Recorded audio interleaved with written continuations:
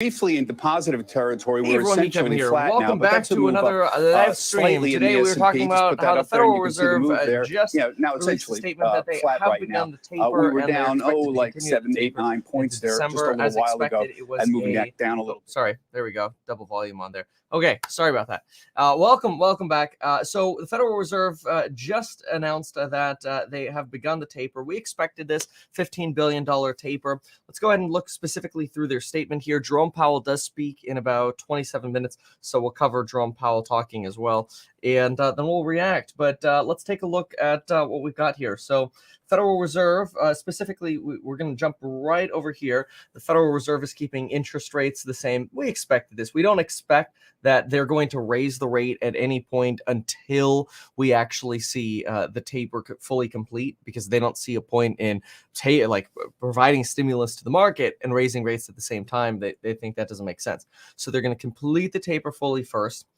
They are going to keep interest rates at that 0 to 0.25% level. Expect it will be appropriate to maintain this until labor market conditions have reached levels consistent with the committee's assessment of maximum employment, and inflation has risen to 2% and is on track to moderately exceed 2% for some time. This, by the way, is the same line that they've had over and over again in here. So we know we're over 2% right now, but they're mentioning that their whole thesis has always been, let's keep inflation running hot for a little bit because we've had such low inflation for a while. So it's all part of apparently their master plan, but we are seeing inflation last longer and be larger than expected. In light of substantial further progress the economy has made since last December, the committee decided to begin reducing the monthly pace of its net purchases by $10 billion for treasuries and $5 billion for agency-backed securities. This is mortgages.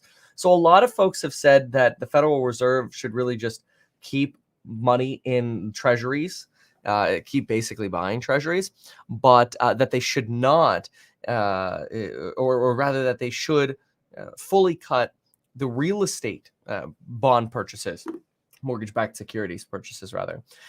And they say that because the real estate market has just been so incredibly hot. However, Jerome Powell and most of the members of the Fed are much more interested in seeing an even taper, where you taper, since we're buying $80 billion a month of treasury bonds and $40 billion a month of mortgage bonds. They're keeping basically that taper in line with the ratios. Since you've got twice as many bonds being bought in treasuries every single month, they are tapering $10 billion there and half from the mortgages. So they're basically doing an even taper, which is kind of interesting because the real estate market is pretty hot. And folks say, hey, the last thing that needs more liquidity is the mortgage-backed securities market. This, by the way, just so you know, kind of like how you could picture what it is imagine you had like a book or something. Here's just a old broken notepad I have. Let's say every single one of these pieces of paper was one person's mortgage. And so this whole thing had like 200 people's mortgages on it. Say each is $500,000, then this would be $100 million bundle here, right? Well, you could slice this up, and then each little sliver of the pie, so to speak, kind of like a slice of a piece of art, like an NFT. Each little slice can be bought as bonds, mortgage-backed securities. So it just kind of gives you a little bit of an idea on how to maybe visualize what those even are. So, and then as you make your payment, those are people who receive those interest payments, which is interesting because folks always complain about, I'm tired of paying the bank interest. I don't like paying the bank interest. It's not really the bank you're paying interest. The bank might collect your money, but it's the people who hold those mortgage-backed securities. They're making money on the fact that you had a mortgage. So anyway, beginning later this month, the committee will increase its holdings of treasury securities by $70 billion per month, right? That's down from 80. And they will increase their mortgage-backed securities by $35 billion a month, down from 40. Beginning in December. Ooh, look at this. They're even giving us the path. Beginning in December, the committee will increase its holdings of treasury securities by at least $60 billion. That's another $10 billion taper. An agency by 30. There's another 5. So they're going to go do a $15 billion taper, followed by another $15 billion taper in December. This makes sense. Committee judges that similar reductions will likely be appropriate each month.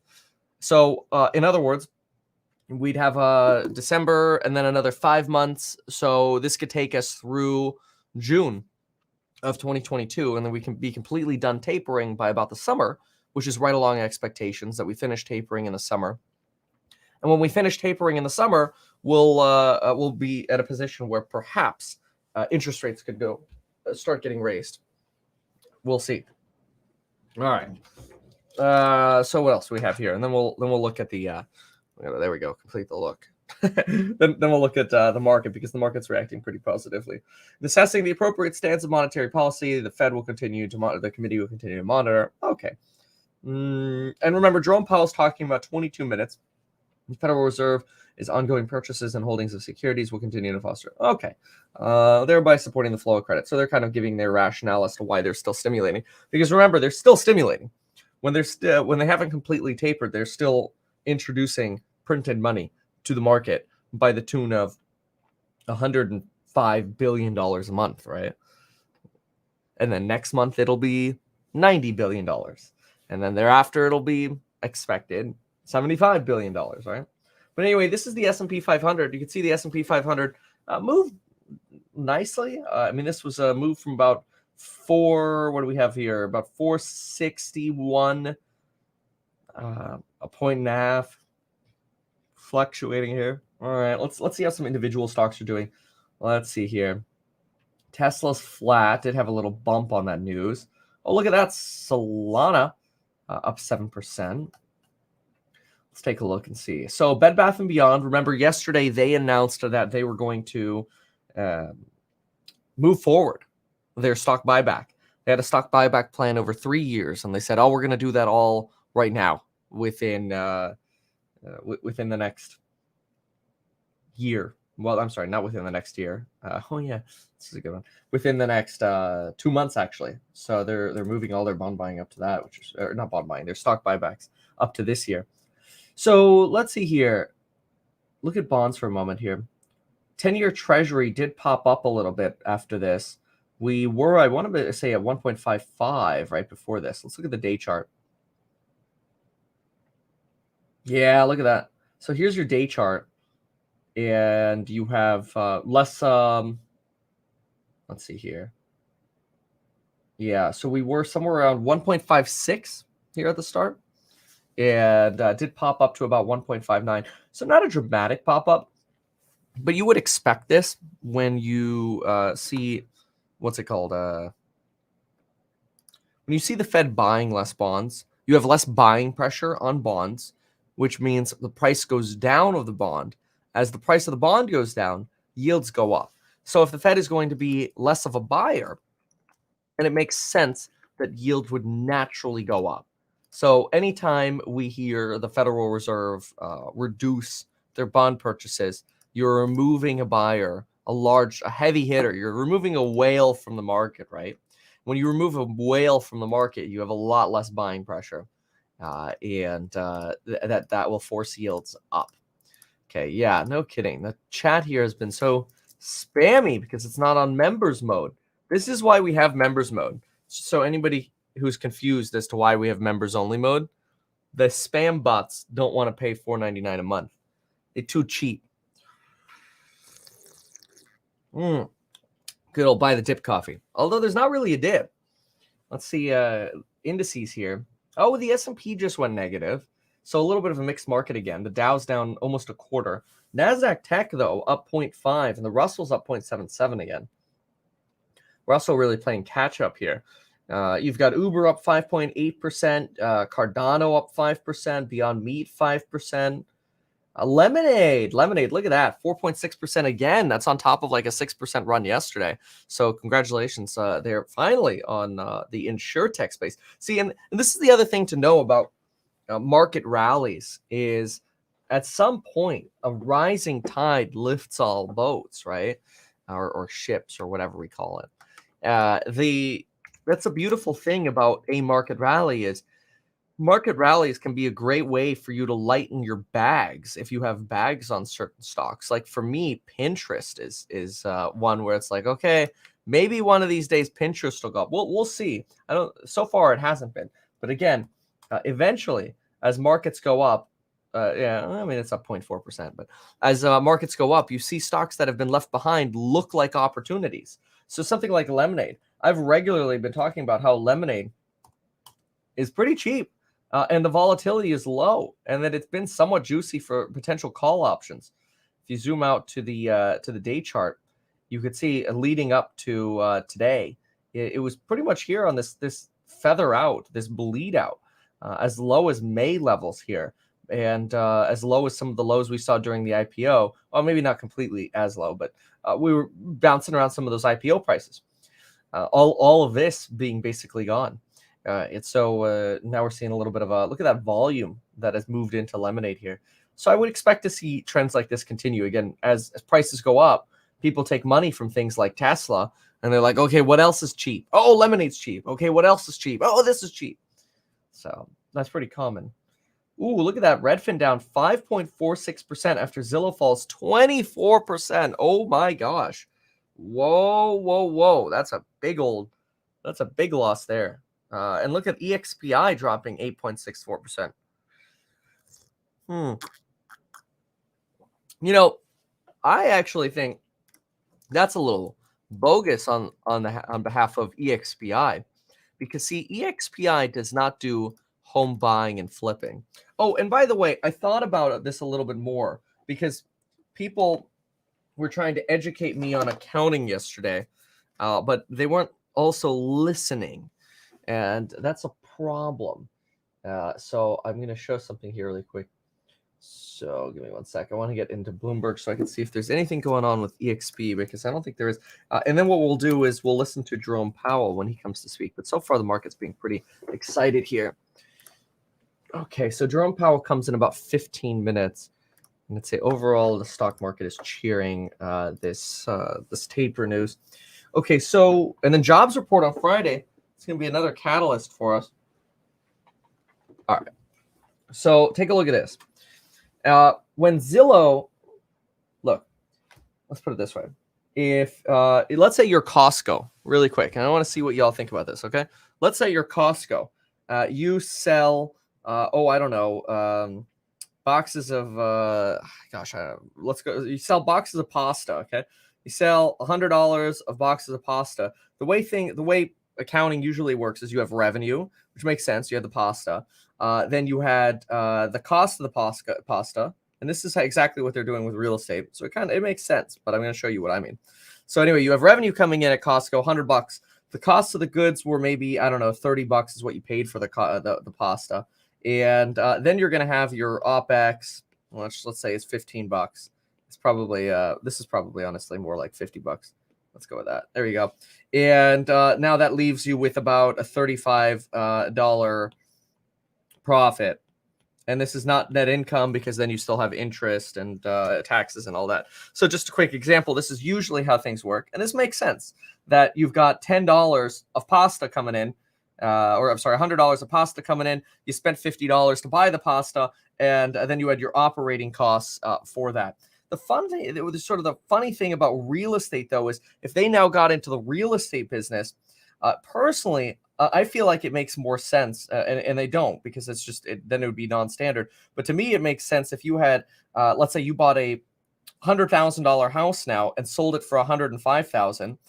Then this all of a sudden makes it look like your revenue is like this, and then your cost of goods sold is, I don't know, you sold it for $105,000. Let's say, go with that quickly, and then we'll get back to the Fed here. 1 sec. 500. There we go. Your cost of goods sold in this case would be 100 and what do we say? 50. There we go. Yeah. 150, something like this. And so it makes it look like your numbers explode this much, which is so weird because it really skews how much money Zillow and these other companies can make from other aspects of their business. Like Redfin doesn't only do flipping. So I was saying it feels like it would make more sense if this top line number here was actually just something like this, the revenue being the difference between what you sold the property for and this. So now you have, let's say, $5,000 of revenue, right? But then it still cost you money to do the work there.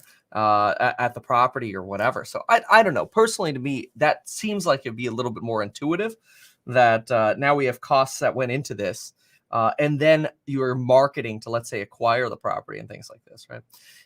This to me just feels more intuitive. Like, okay, what did it cost me to deal with this? My staff and so on and so forth related to that property, the contractors or whatever. But maybe their version is more intuitive. I don't know. It's just for comparison's sakes. It seems a little odd. Okay, so let's now wait for Jerome Powell and take a look. Go to top news here. And also, let's get ready here for Jerome Powell. All right. Yeah, so anyway, okay, I was going to talk about EXPI. EXPI. Okay, so EXPI news, because EXPI is dipping a lot on this Zillow news.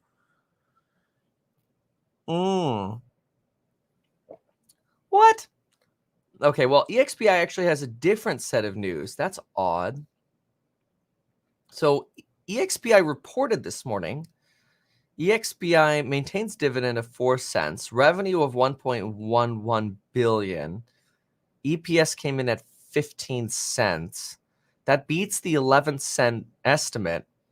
So EXPI beat. That's so weird. Okay, EXPI beat. Oh, here we go. EXPI stock falls. SEC sends EXPI subpoena on commission practices. Wow, interesting. So, I mean, that could be why EXPI is down a little bit. EXPI gets subpoena on commission practices. Let's look at it together and let's see what it is. Because that's their whole business. Let's see here. So, no, I don't think it's just the sector here. Let's look at this here. Because they got press releases. We got to see SEC filings. There we go. Current report. Statement of beneficial interest. Probably in this current report. 8K. What is this? Announcing financial results. No. Where is the SEC thing? EXPI SEC Commission. This news just came out, and I'd love to know what it is. News? It's not even up. Yeah, did this literally just come out? I guess within the last 20 minutes here. No impact expected from the SEC inquiry. Well, I wonder what the complaint was. But that could explain why EXP is down a little bit.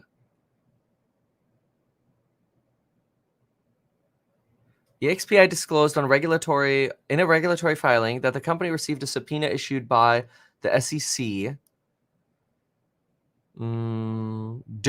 for its commission practices during 2018 and 19. The company is fully cooperating with the SEC. Company does not believe the impact will have the inquiry will have a material impact on the company's financial condition. Well, I would love to know what it was. Okay, so is it they buried it within their quarterly filing is what they did. That's so weird. Inquiry. Here, look at that. On June 1st, the company received June 1st. It's a while ago. Company received a subpoena by the SEC requesting certain documents between 2018 and 19. Company does not believe. Yeah, they don't really explain it. Oh, well, that's interesting. Huh. Yeah, okay. So let's, at least while we're here, let's look at their revs. So revenue here in thousands. So they had 2.694 billion in revenue. They gave their agents 92% of that.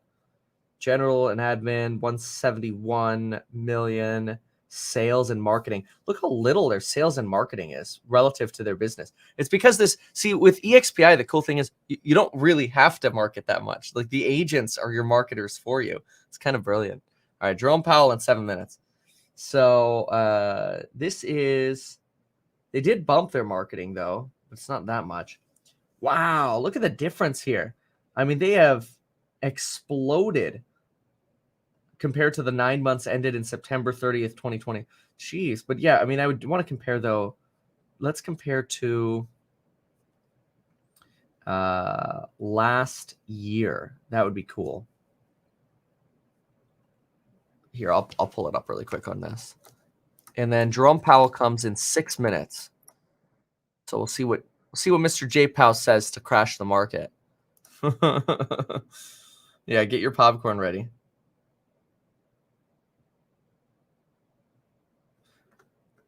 Okay, so their revenue right now is current revenue. So why did they list it like that? That's funny. Hold on a second here. Income statement. These are the estimates. All right. Oh, okay. Oh, there we go. Okay. Okay. That's last 12 months. That makes sense.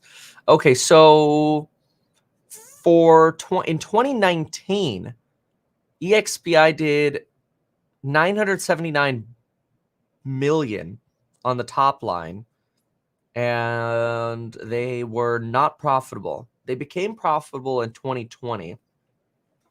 So this number here is just the first 9 months of 2021, and the full 12 months of 2019. They did, what did they do? Let's see here. 979 divided by 2694. They did a third. Wow. That's actually really good. 979 divided this way. They did 2.75x they did 2.75 times as much revenue in 2021 as they did in the full 12 months of 2019. And this is just the first 9 months. And their sales and marketing is nothing. I wonder, has their spread gone up a little bit? Yeah, well, see, their general and administration is only only 6% now. So this has gone down. So that's good. Which makes sense. As revenue goes up, they should be more efficient. And I mean, the commissions are always going to sit at somewhere between that 9 and 8%. So they lost 1% here, though. Earnings per share, 45. What were they expecting? Let's see here, earnings estimates. Because they're down. I can't believe they'd be down so much on just this SEC thing. Hold on. I haven't even been sharing the screen with y'all. Sorry. There you go. So Jerome Powell talks in 4 minutes, so I'll hang out for Jerome Powell here. But just for anybody wondering, I was just looking up they beat. Wow, they beat really well. So I was just looking at the earnings reports here for EXPI. EXPI disclosed that the SEC sent them an inquiry in June for some commission practices back in 2018 and 19, but not about their commission practices in 2021 or 2020, which is interesting because it implies that those issues were basically just an issue back then and aren't anymore, which is good because the last thing you want is the way they do their commission model to be an issue broadly. That would be very, very bad. But anyway, they beat on EPS. EPS came in at 15 cents versus 12.7 expected. GAAP EPS came in at 15 cents versus 11.3 expected. Revenue came in at 1.1 billion versus 999 million expected. So that's a really nice beat. That's like a 10% beat here, a little more than that. Net income came in substantially more than expected, 23.8 million versus 14.6 million. I mean, I think they killed it here in the quarter. So I think they did really well. So I'm a little surprised they're falling so much. Let's look at the chart here. I wonder if it's just because people are selling off the real estate sector. But this is EXPI on sort of your broader chart here. You can see it had this euphoria. This, by the way, was after the stock split. See, the stock split was right here. And it basically started selling off right after the stock split. So you kind of have some euphoria here that probably doesn't belong because of the stock split. See, if this was, if you didn't do the stock split, this would probably look a whole lot more like something like this. You know, you could be trading along. There we go. Just start. There we go. Trading along this sort of trend here a little bit more, or maybe even a little bit something like, you could say something like this, where you're trading above it or below it a little bit. But all this over here is mostly excess because of that stock split hype. So if you're ever wondering if stocks run when there's a stock split and fall after, the answer is usually yes. This is a good example on that. But yeah, I wonder if EXPI is just down 8% really because of the Zillow drama. Which seems like nonsense to me. That EXPI would be down because they're in totally different worlds, but whatever. All right, let's go ahead and prep for JPOW. Actually, we're pretty much ready for JPOW. JPOW comes out in 1 minute. So let's see here.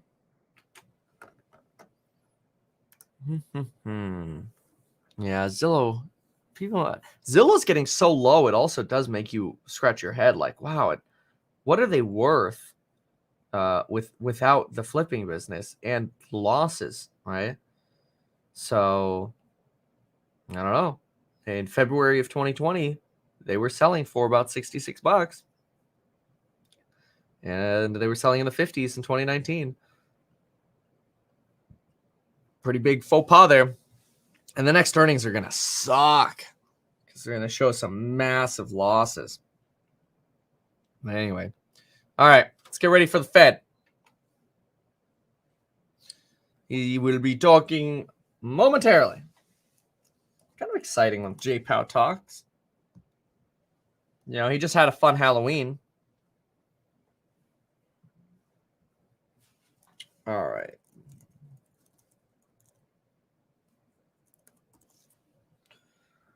Okay, 11:30 should be out.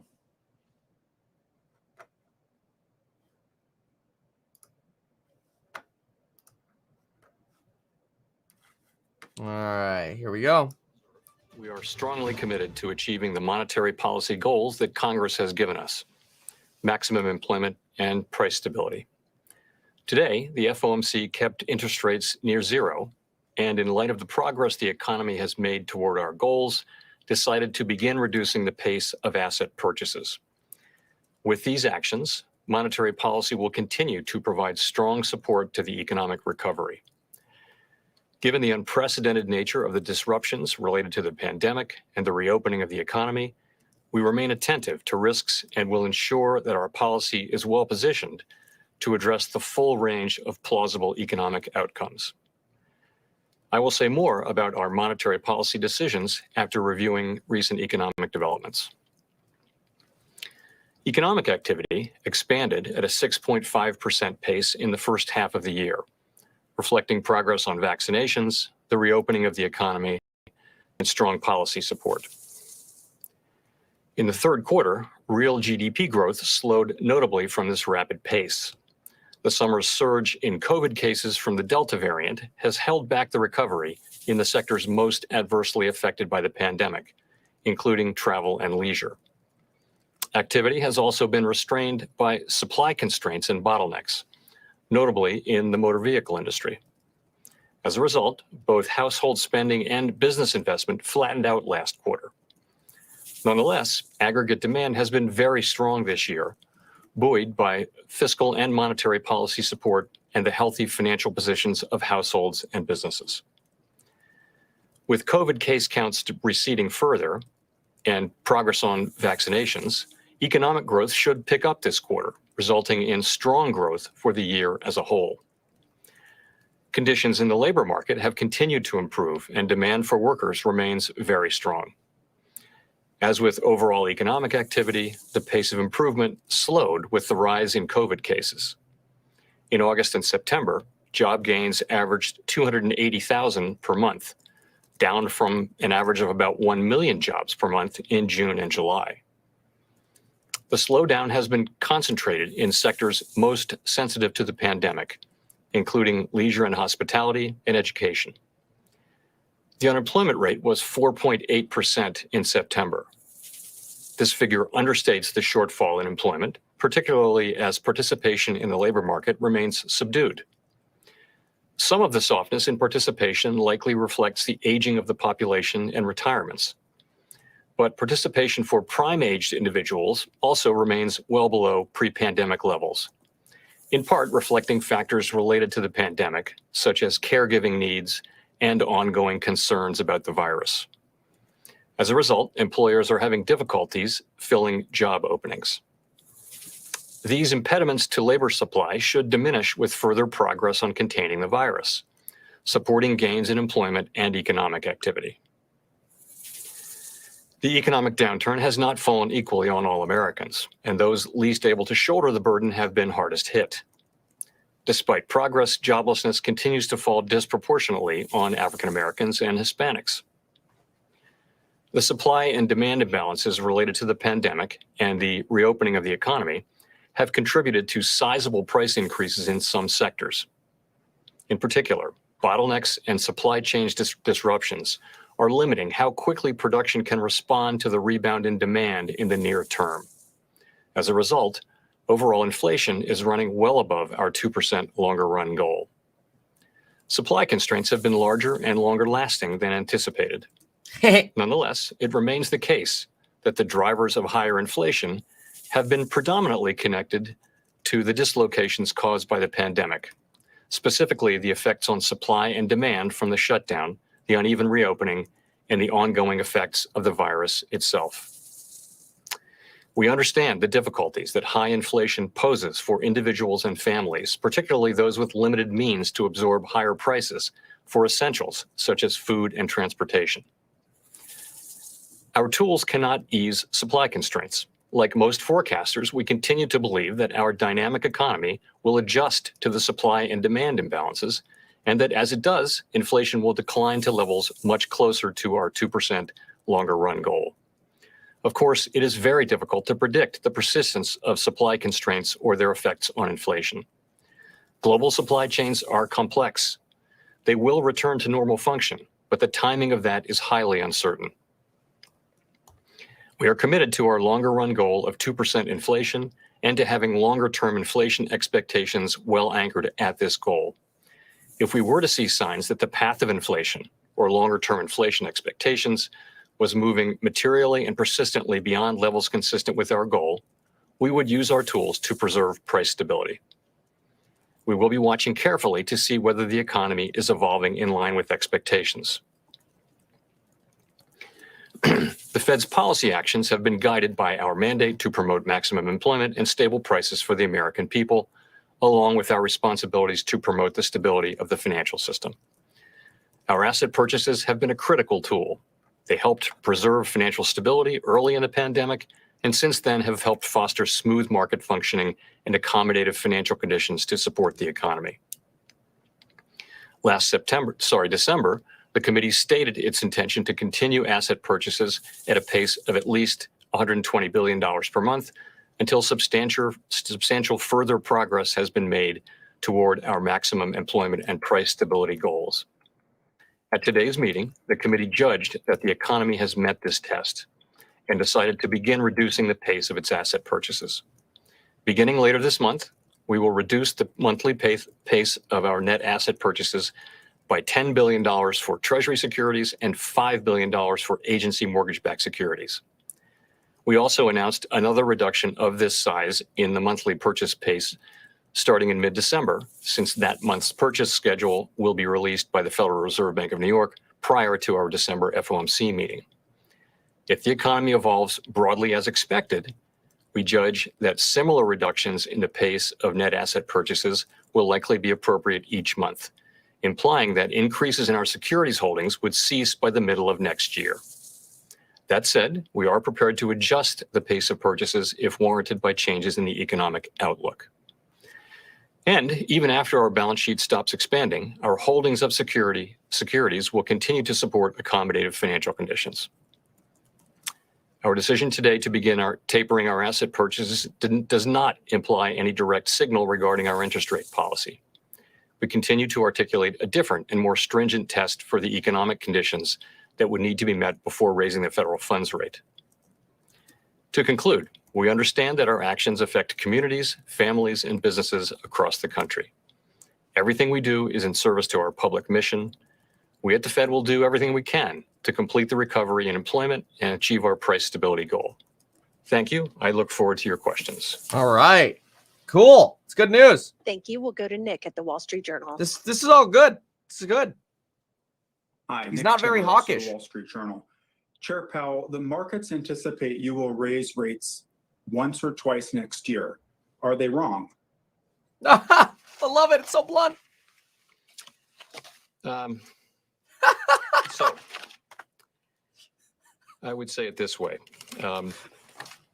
We try to focus on what we can control, and that is how to communicate as clearly as possible in this highly uncertain world, how we're thinking about the economic outlook and the balance of risks, and how policy will evolve in that case, and also in the cases which are frequent where the economy evolves in unexpected ways. So the focus at this meeting is on tapering asset purchases, not on raising rates. It is time to taper, we think, because the economy has achieved substantial further progress toward our goals, measured from last December. We don't think it's time yet to raise interest rates. There is still ground to cover to reach maximum employment, both in terms of employment and in terms of participation. Getting to your question, our baseline expectation is that supply bottlenecks and shortages will persist well into next year, and elevated inflation as well. And that as the pandemic subsides, supply chain bottlenecks will abate and job growth will move back up. And as that happens, inflation will decline from today's elevated levels. Of course, the timing of that is highly uncertain, but certainly we should see inflation moving down by the second or third quarter. The time for lifting rates and beginning to remove accommodation will depend on the path of the economy. We think we can be patient. If a response is called for, we will not hesitate. So what I will tell you is we're watching carefully to see whether the economy evolves in line with our expectations, and policy will adapt appropriately. And that's what I would say. Well, based on, if I could follow up, based on your current outlook for the labor market, do you think it's possible or likely even that maximum employment could be achieved by the second half of next year? So if you look at the progress that we've made over the course of the last year, if that pace were to continue, then the answer would be yes. I do think that that is possible. Of course, we measure maximum employment based on a wide range of figures, but it's certainly within the realm of possibility. Thank you. Thank you. Next, we'll go to Gina at the New York Times. Hi, Chair Powell. I was wondering if you could detail a little bit how you're thinking about wages at this moment. Obviously, we're seeing strong wage growth, particularly for people in sort of lower income fields. I wonder if you see that as a positive thing or as a potential start to a wage price spiral, and sort of how you sort of delineate those two things. So wages have been moving up strongly, very strongly. And in particular, I would point to the Employment Compensation Index reading that we got last Friday. Now, in real terms, they had been running a little bit below inflation, so real wages were not really increasing. I think with the ECI reading, it becomes close to maybe not increasing, but close to back to zero in terms of the real increase. So wages moving up, of course, is how standard of living increases over the years for generation upon generation. It's very important, and it's generally a good thing. The concern is a somewhat unusual case where if wages were to be rising persistently and materially above inflation and productivity gains, that could put upward pressure on or downward pressure on margins and cause companies to their employers really to raise prices as a result. And you can find yourself in what we used to call a wage price spiral. We don't have evidence of that yet. Productivity has been very high. The ECI reading is just one reading. Again, if you look back, so we'll be watching this carefully, but I would say that at this point we don't see troubling increases, in wages, and we don't expect those to emerge, but we'll be watching carefully. Next, we'll go to Steve Leesman from CNBC. Thank you, Mr. Chairman. I wonder if you could perhaps give us your thinking about the trade-offs between inflation and unemployment. You've talked about the shortfall in unemployment or employment relative to before the pandemic, and yet you have inflation, which is affecting everybody. Are we at or close to a point where the risk of inflation is greater than the benefit that you'd for recovering these lost jobs, so that now from a risk management standpoint, it makes sense to move more aggressively on rate hikes? A kind of a related question. The statement today says you'll keep policy accommodative until you hit that 2% inflation target. Our surveys show looking for 5% inflation this year, 3.5% next year. It sure seems like you're on track to modestly or moderately exceed that 2% target. Thanks. Yeah, so I'm not sure I totally got your first question, but I would say, in fact, could you just quickly, succinctly say your first question again? Sure. The idea that the trade-off between inflation and unemployment, that you would keep policy accommodative to put this 5 million folks or find these 5 million jobs again. At the same time, all Americans will be suffering from higher inflation. Is that trade-off worth it, or is it better or smarter to raise rates right now to combat inflation and perhaps not lean so heavily on the employment side of the mandate? Yeah, so this isn't the traditional Phillips curve situation where there's a direct trade-off, where that's really what we're talking about. The inflation that we're seeing is really not due to a tight labor market. It's due to bottlenecks, and it's due to shortages, and it's due to very strong demand meeting those. So I think it's not the classical situation where you have that precise trade-off. But in this situation, we do have a provision in our statement on longer run goals, as you know, that says when those two things are in tension, what we do is we take into account the employment shortfalls and inflation deviations and the potentially different time horizons over which employment and inflation are projected to return to levels judged consistent with the mandate. So we used to call that the balanced approach paragraph. We have to think about the amount of the deviation. We have to think about the time it will take. And we have to make policy in a world where the two goals are in tension. It's very difficult. But what it really boils down to is something that's common sense, and that is risk management. We have to be aware of the risks particularly now the risk. The market really likes this so far, by the way. Here's your first push on the SPY. Here's your next. Bottlenecks persisting into next year. We see higher inflation persisting, and we have to be in position to address that risk should it become really a threat should it create a threat of more persistent longer-term inflation. And that's what we think our policy is doing now. It's putting us in a position to be able to address the range of plausible outcomes. Thank you. Next, we'll go to Colby Smith at the Financial Times. Thank you. Chair Powell, what are the economic conditions that would perhaps warrant a faster pace of tapering? And I'm wondering how you would also characterize the risks that the Fed may actually need to accelerate that process eventually. Thank you. So I guess, as I said in my opening remarks, assuming the economy performs broadly as expected, the committee judges that similar reductions in the pace of net asset purchases will likely be appropriate each month, and we're prepared to deviate from that path if warranted by changes in the economic outlook. So I'm not going to give you a lot more detail on what that might be. Of course, if we do see something like that happening, if it becomes a question, then we'll communicate very transparently and openly about that. But I'm just going to leave it with the words that are in the statement. Sorry, was there a second part? Yeah, it's just on characterizing the risks that you might actually have to do so later on. I would just leave you with the words we have here.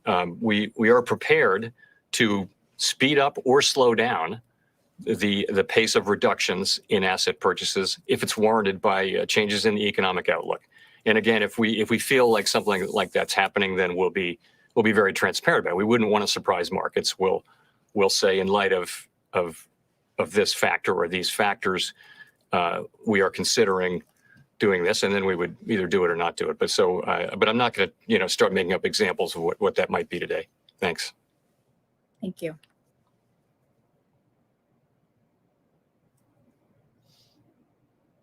Next, we'll go to Rachel Siegel at the Washington Post. Hi, Chair Powell. Thank you so much for taking our questions. You mentioned at the beginning that the Fed understands the difficulties that high inflation poses for individuals and families, especially those with limited means. What is your message to those families or consumers that are struggling with higher prices right now? And do you feel that your expectations around transitory inflation that message is reaching them? Thank you. Yeah. So, first of all, it is our job and we accept responsibility and accountability for inflation in the medium term. We're accountable to Congress and to the American people for maximum employment and price stability. The level of inflation we have right now is not at all consistent with price stability. By the way, we're also not at maximum employment, as I mentioned. So I would want to assure people that we will use our tools as appropriate to get inflation under control. We don't think it's a good time to raise interest rates, though, because we want to see the labor market heal further. And we have very good reason to think that will happen as the Delta variant declines. So, which it's doing now. As I mentioned, so transitory is a word that people have had different understandings of. For some, it carries a sense of short-lived. And that's there's a real time component measured in months, or let's say. Really, for us, what transitory has meant is that if something is transitory, it will not leave behind it permanently or very persistently higher inflation. So that's why we took a step back from transitory. We said expected to be transitory, first of all, to show uncertainty around that. We've always said that, by the way, in other contexts. We just hadn't done it in the statement, but also to acknowledge really that it means different things to different people. And then we added some language to really explain more what we're talking about in paragraph 2 and paragraph 3. We said that supply and demand imbalances related to the pandemic and the reopening of the economy have contributed to sizable price increases.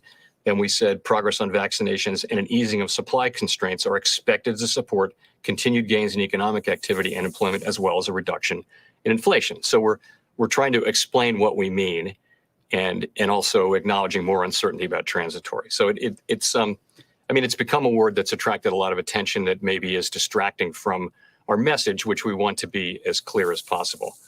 Ultimately, the only other thing I would say is, look, we understand completely that it's particularly people who are living paycheck to paycheck or seeing higher grocery costs, higher gasoline costs, when the winter comes, higher heating costs for their homes. We understand completely what they're going through, and we will use our tools over time to make sure that doesn't become a permanent feature of life. Really, that's one of our principal jobs, along with achieving maximum employment, and that's our commitment.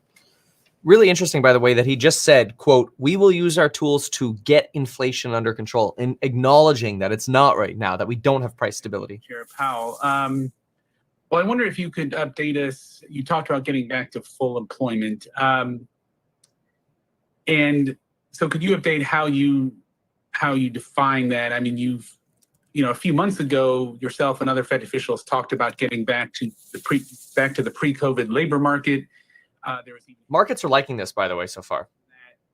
Now we hear talk of, as you mentioned, people retiring, and there's talk of not being. And it's probably going up because the market's realizing Jerome Powell's not going to U-turn. He's still sticking with this idea of being slow to taper.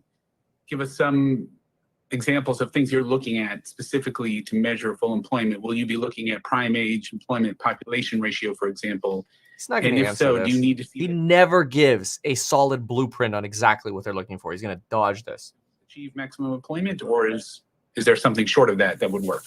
Thank you. So, thanks. So, maximum employment is it's a broad-based and inclusive goal that's not directly measurable and changes over time due to various factors.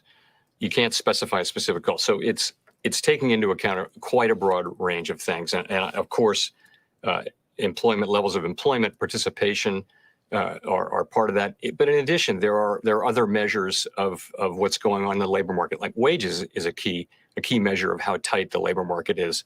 The level of quits, the amount of job openings, the flows in and out of various states. So we look at so many different things, and you make an overall judgment. Now, the temptation at the beginning of the recovery was to look at the data in February of 2020 and say, well, that's the goal, because we didn't know that's what we knew, that was achievable in a context of low inflation.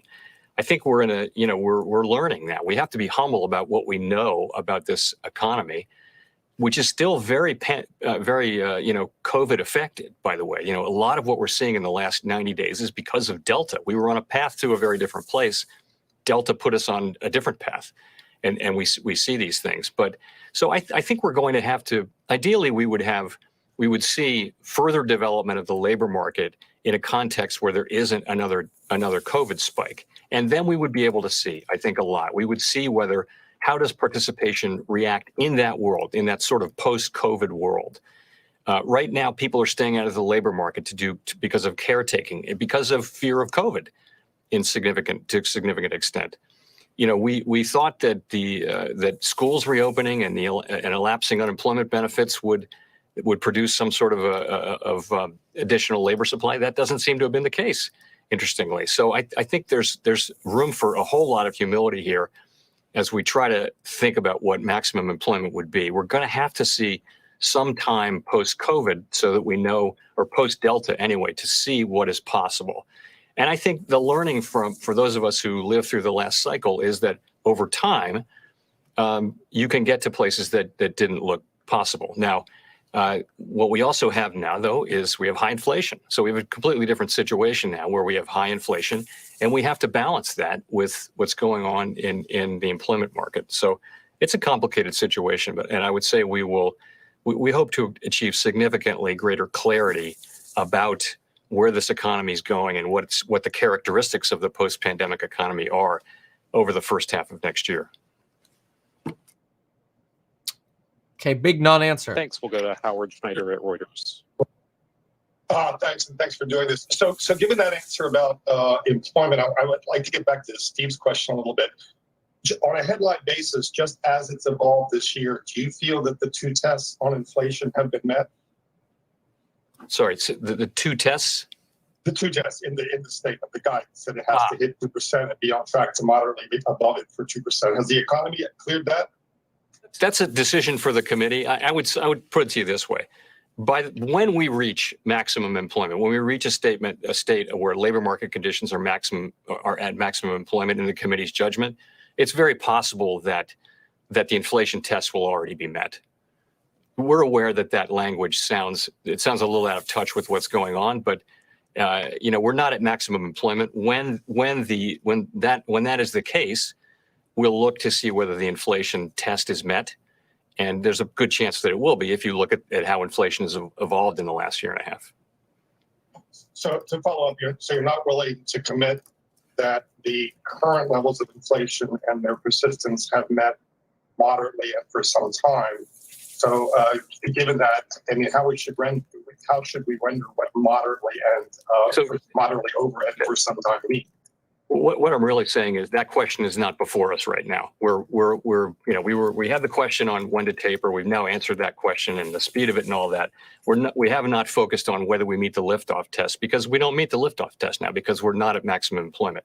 What I'm saying is, given where inflation is and where it's projected to be, let's say we do meet the maximum employment test, then the question for the committee at that time will be, has the inflation test been met? And I don't want to get ahead of the committee on that, but the answer may very well be yes, it's been met. But we're not asking that question today because we're not running the liftoff test. We're not evaluating the liftoff test today. We didn't have that discussion at today's meeting. We did talk about the economy and the development of the economy, but we didn't ask ourselves whether the liftoff test is met, because it's clearly not met on the maximum employment side. Thank you. Thank you. Let's go to Matthew Boesler at Bloomberg. Hi, Chair Powell. Matthew Boesler with Bloomberg. So when you're looking at this question of assessing whether or not the U.S. economy is at maximum employment, do you have a framework for making that judgment that is independent of what inflation is doing? This is literally the same question of as the last person who asked, how do you define full employment? Now this person's asking for a framework on how you define full employment. The inclination to believe that, you know, the high inflation we're seeing is not related to capacity utilization in the labor market. Thank you. So we don't actually define maximum employment as we define it in terms of inflation, but of course there is a connection there. Maximum employment has to be a level that is consistent with stable prices. But that's not really how we think about it. We think about maximum employment as looking at a broad range of things. You can't just look at, unlike inflation, where you can have a number, but with Tesla just popped nicely. Situation hypothetically, where the unemployment rate is low, but there are many people who are out of the labor force and will come back in, and so you wouldn't really be at maximum employment because there's this group that isn't counted as unemployed. So we look at a range of things, and the thing is, by many measures, we are at a very tight labor market. I mentioned quits and job openings and wages and things like many of them are signaling a tight labor market. But the issue is how persistent is that? Because you have people who are held out of the labor market, you know, of their own. They're holding themselves out of the labor market because of caretaking needs or because of fear of COVID or for whatever reason they're staying out. And it's clear that there are, you know, with tremendous demand for workers and wages moving up, it does seem like we're set up to go back to a higher job creation. So that would suggest that you're not at maximum employment. So at the end of the day, it is a judgment thing. But of course, at the end of it, it also has to be a level of employment that's consistent with price stability. He should say, I'm reclaiming my time. About this possibility that the two goals might be in tension and how you would have to balance those two things. Could you talk a little bit about what the Fed's process for balancing those two goals would be in the event that, say, come next year, you decide there's a serious risk of persistent inflationary pressures despite ongoing employment shortfalls? Yeah, I mean, again, it's a risk management thing. It's not. I can't reduce it to an equation, but also ultimately, it's about risk management. So you want to be in a position to act to cover the full range of plausible outcomes, not just the base case. And in this case, the risk is skewed. For now, it appears to be skewed toward higher inflation. So we need to be in a position to act in case it becomes necessary to do so or appropriate to do so, and we think we will be. So that's how we're thinking about it. And I think, though, that judgmentally too, it's appropriate to be patient. It's appropriate for us to see what the labor market and what the economy look like when they heal further. We know that we were on a path to a different place, as I mentioned, when Delta arrived, and Delta stopped job creation. It stopped that transition away from a goods-focused economy where there's excess demand for goods because their services are not available, people are not traveling. That transition itself could help bring inflation down because presumably people would spend a little less on goods while they start spending more on travel and all sorts of travel services and things like that. So that we want to see that healthy process unfold as we decide what the true state of the economy is. And we think it will evolve in a way that will mean lower inflation. Bottlenecks should be abating. We start to see that now with some of them, but overall they haven't gotten better overall, and we're very aware of that. So that's really how we're thinking about it. We're thinking that time will tell us more. In the meantime, we don't think it's time to raise rates now. If we do conclude that it's necessary to do so, then we'll be patient, but we won't hesitate. Thank you. Let's go to Edward Lawrence at Fox Business. Thank you, Mr. Chairman, for taking the call. So the Federal Reserve, I want to talk about climate change. The Federal Reserve released a statement today, says the Federal Reserve supports the efforts to identify key issues and potential solutions for the climate-related challenges most relevant to central banks and supervisory outcomes. Is this putting us on the path to regulate what banks can offer loans on or invest in, like coal plants or fossil fuels? So that's not a decision for bank regulators or for any agency. That's a decision for elected representatives. So what we feel that any role that we have, and we do think we have a role in climate change, it relates to our existing mandates, and our existing mandates are really prudential regulation of financial institutions. We expect them, and the public will expect us to expect them to understand and be in a position to manage their risks. So that's physical risk and it's transition risk for climate. And by the way, the large financial institutions are doing this already, and you know we think that's right within our mandate. There's also a financial stability question, the overall stability of the financial system.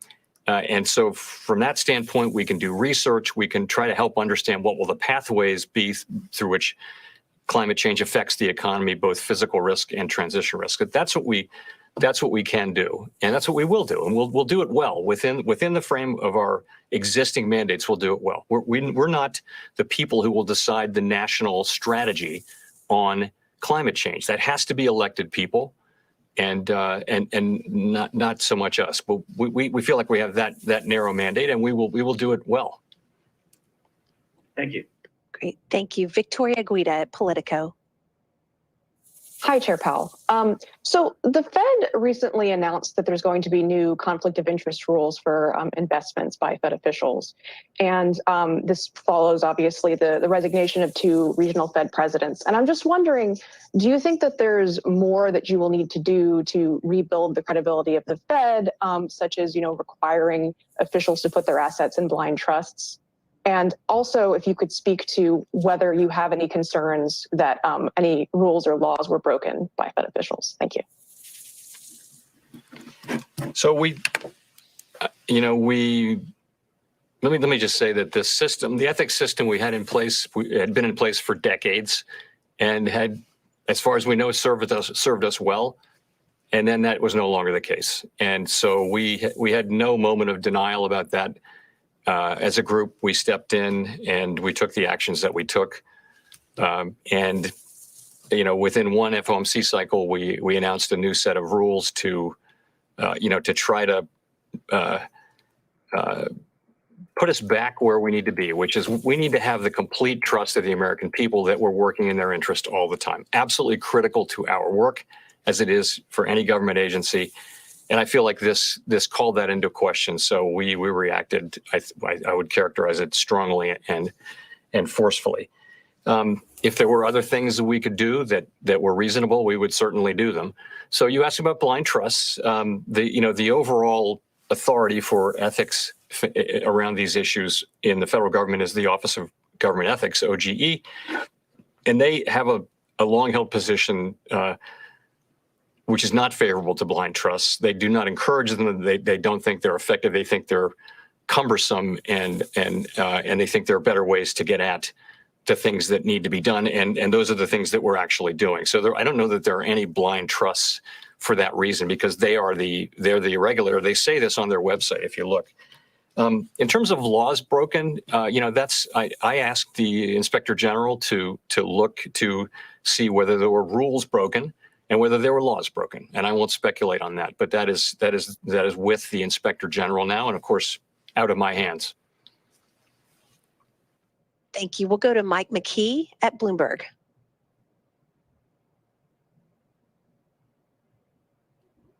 Mr. Chairman, the critics of your patience policy argue that given the long and variable lags with which monetary policy works, that you are likely to end up, given inflation, by having to raise rates faster and farther than you would have liked, and therefore send the economy into recession.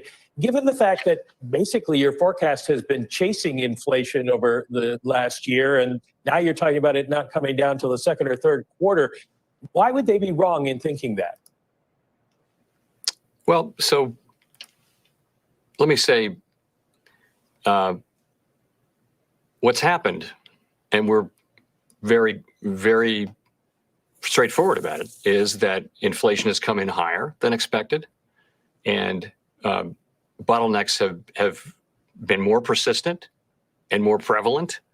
We see that just like everybody else does, and we see that they're now on track to persist well into next year. That was not expected not expected by us, not expected by other macro forecasters. Now, let me say, it's difficult enough to just forecast the economy in normal times. When you're talking about, global supply chains in turmoil, it's a whole different thing. And you're talking about a pandemic that's holding people out of the labor force for reasons that we can sample, but we don't have a lot of experience with this. So it's very, very difficult to forecast and not easy to set policy.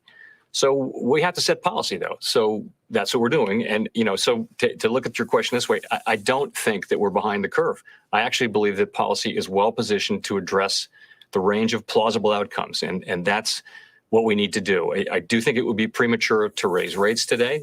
That's not, I don't think that's controversial. Certainly, I don't know anyone arguing for that today, and the reason is that there's still ground to cover to get to maximum employment. And we don't want to stop that when there's good reason to think. There's still good reason to think, although it's been delayed, clearly, there's good reason to think that the economy will reopen, particularly if we do get past, significant outbreaks of COVID.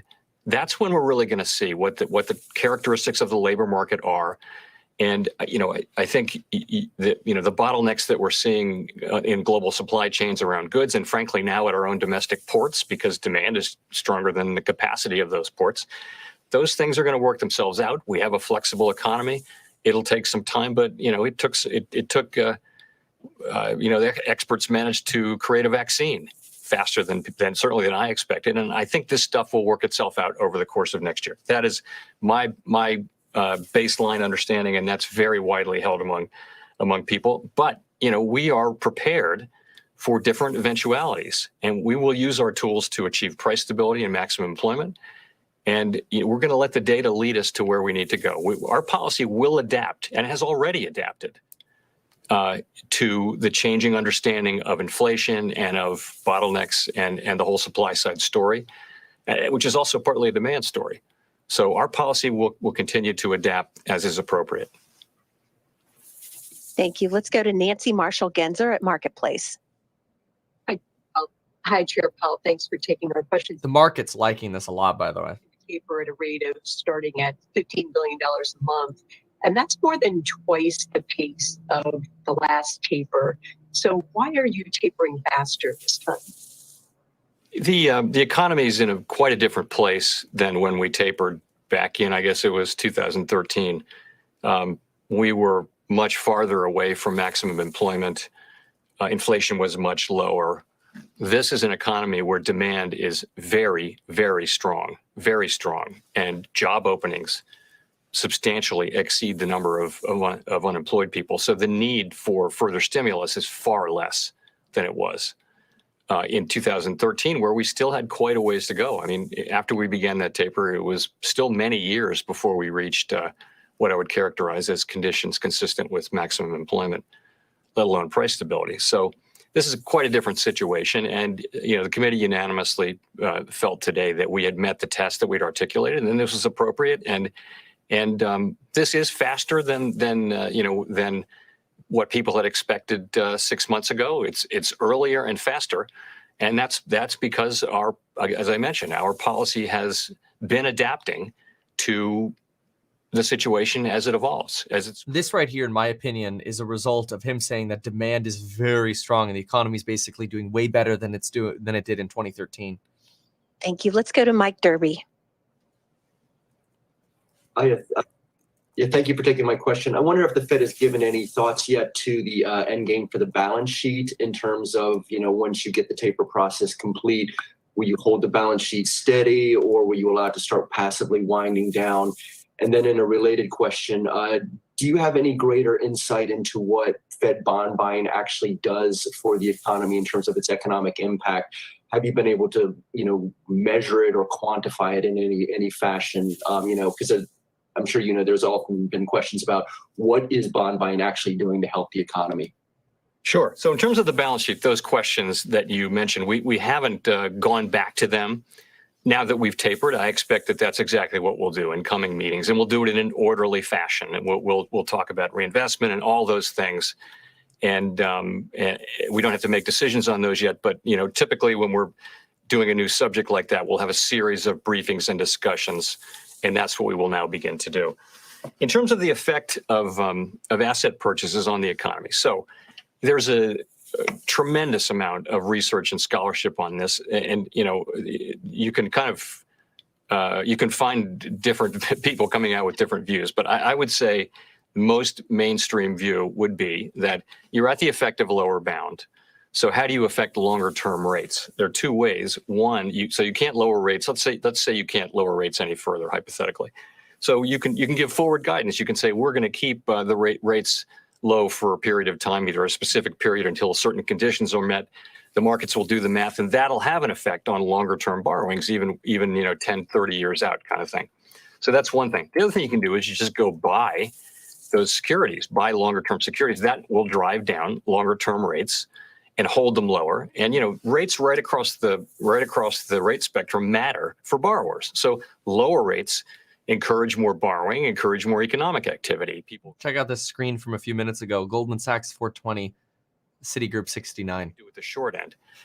So that was discussed long before anybody did it. That was, I think, Milton Friedman said that was what you could do if you were pinned at the lower bound many, many years ago. So anyway, that's how it's supposed to work. And it's quite hard to be precise about these things because you only have one economy and you can't run two different economies right next to each other and do a scientific experiment. But most of the findings are that it does support economic activity in the way that you would expect, which is to say, at the margin, more economic activity with lower rates, which is why we do what we do. More accommodative financial conditions lead to more economic activity over time with a lag.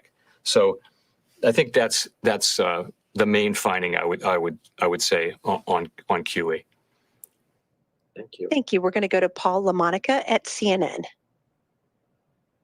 Chair Powell, you've addressed already questions about the stock purchases that took place from some of the regional Fed presidents and addressing the American people to make sure that they can trust the Fed. I was wondering also, in light of the fact that we now have questions about your own future, whether or not President Biden will nominate you for a second term, what would you say to the president and to senators that potentially will be voting on a renomination about this specifically with regards to your future as Fed chair for a possible second term? So I will answer your question, Paul, but I'm not going to have any comment whatsoever on the renomination process at all. I will say, though, that I have briefed administration officials and I've briefed people on Capitol Hill in detail about what we did and why we did it, and seeking their feedback, getting their reaction. But this is part of my job. Congress has oversight over the Fed, and we take that very seriously. So if you're on our one of the two committees that has oversight over us, then I'm in regular contact with you probably. And when something like this comes up, I'm on the phone. I'm offering to meet with you and explain it to you and answer your questions and identify any concerns people might have. That's just part of my job. So I do that. I don't talk about particular conversations, but you can assume I'll always do that, and I certainly did it in this case. Thank you. Thank you. Let's go to Hannah Lang at the American Banker.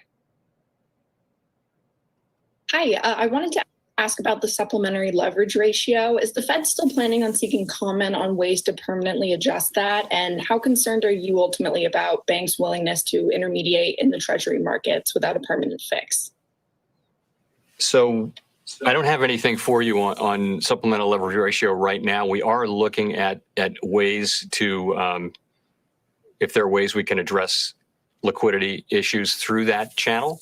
We also have there's a working group headed by Treasury about over Treasury markets and what happened in the acute phase of the pandemic and what structural things may need to be done. So that would be part of that work stream. And I know that there's a lot going on. I'm not sure when that report will be out, but so it's work underway.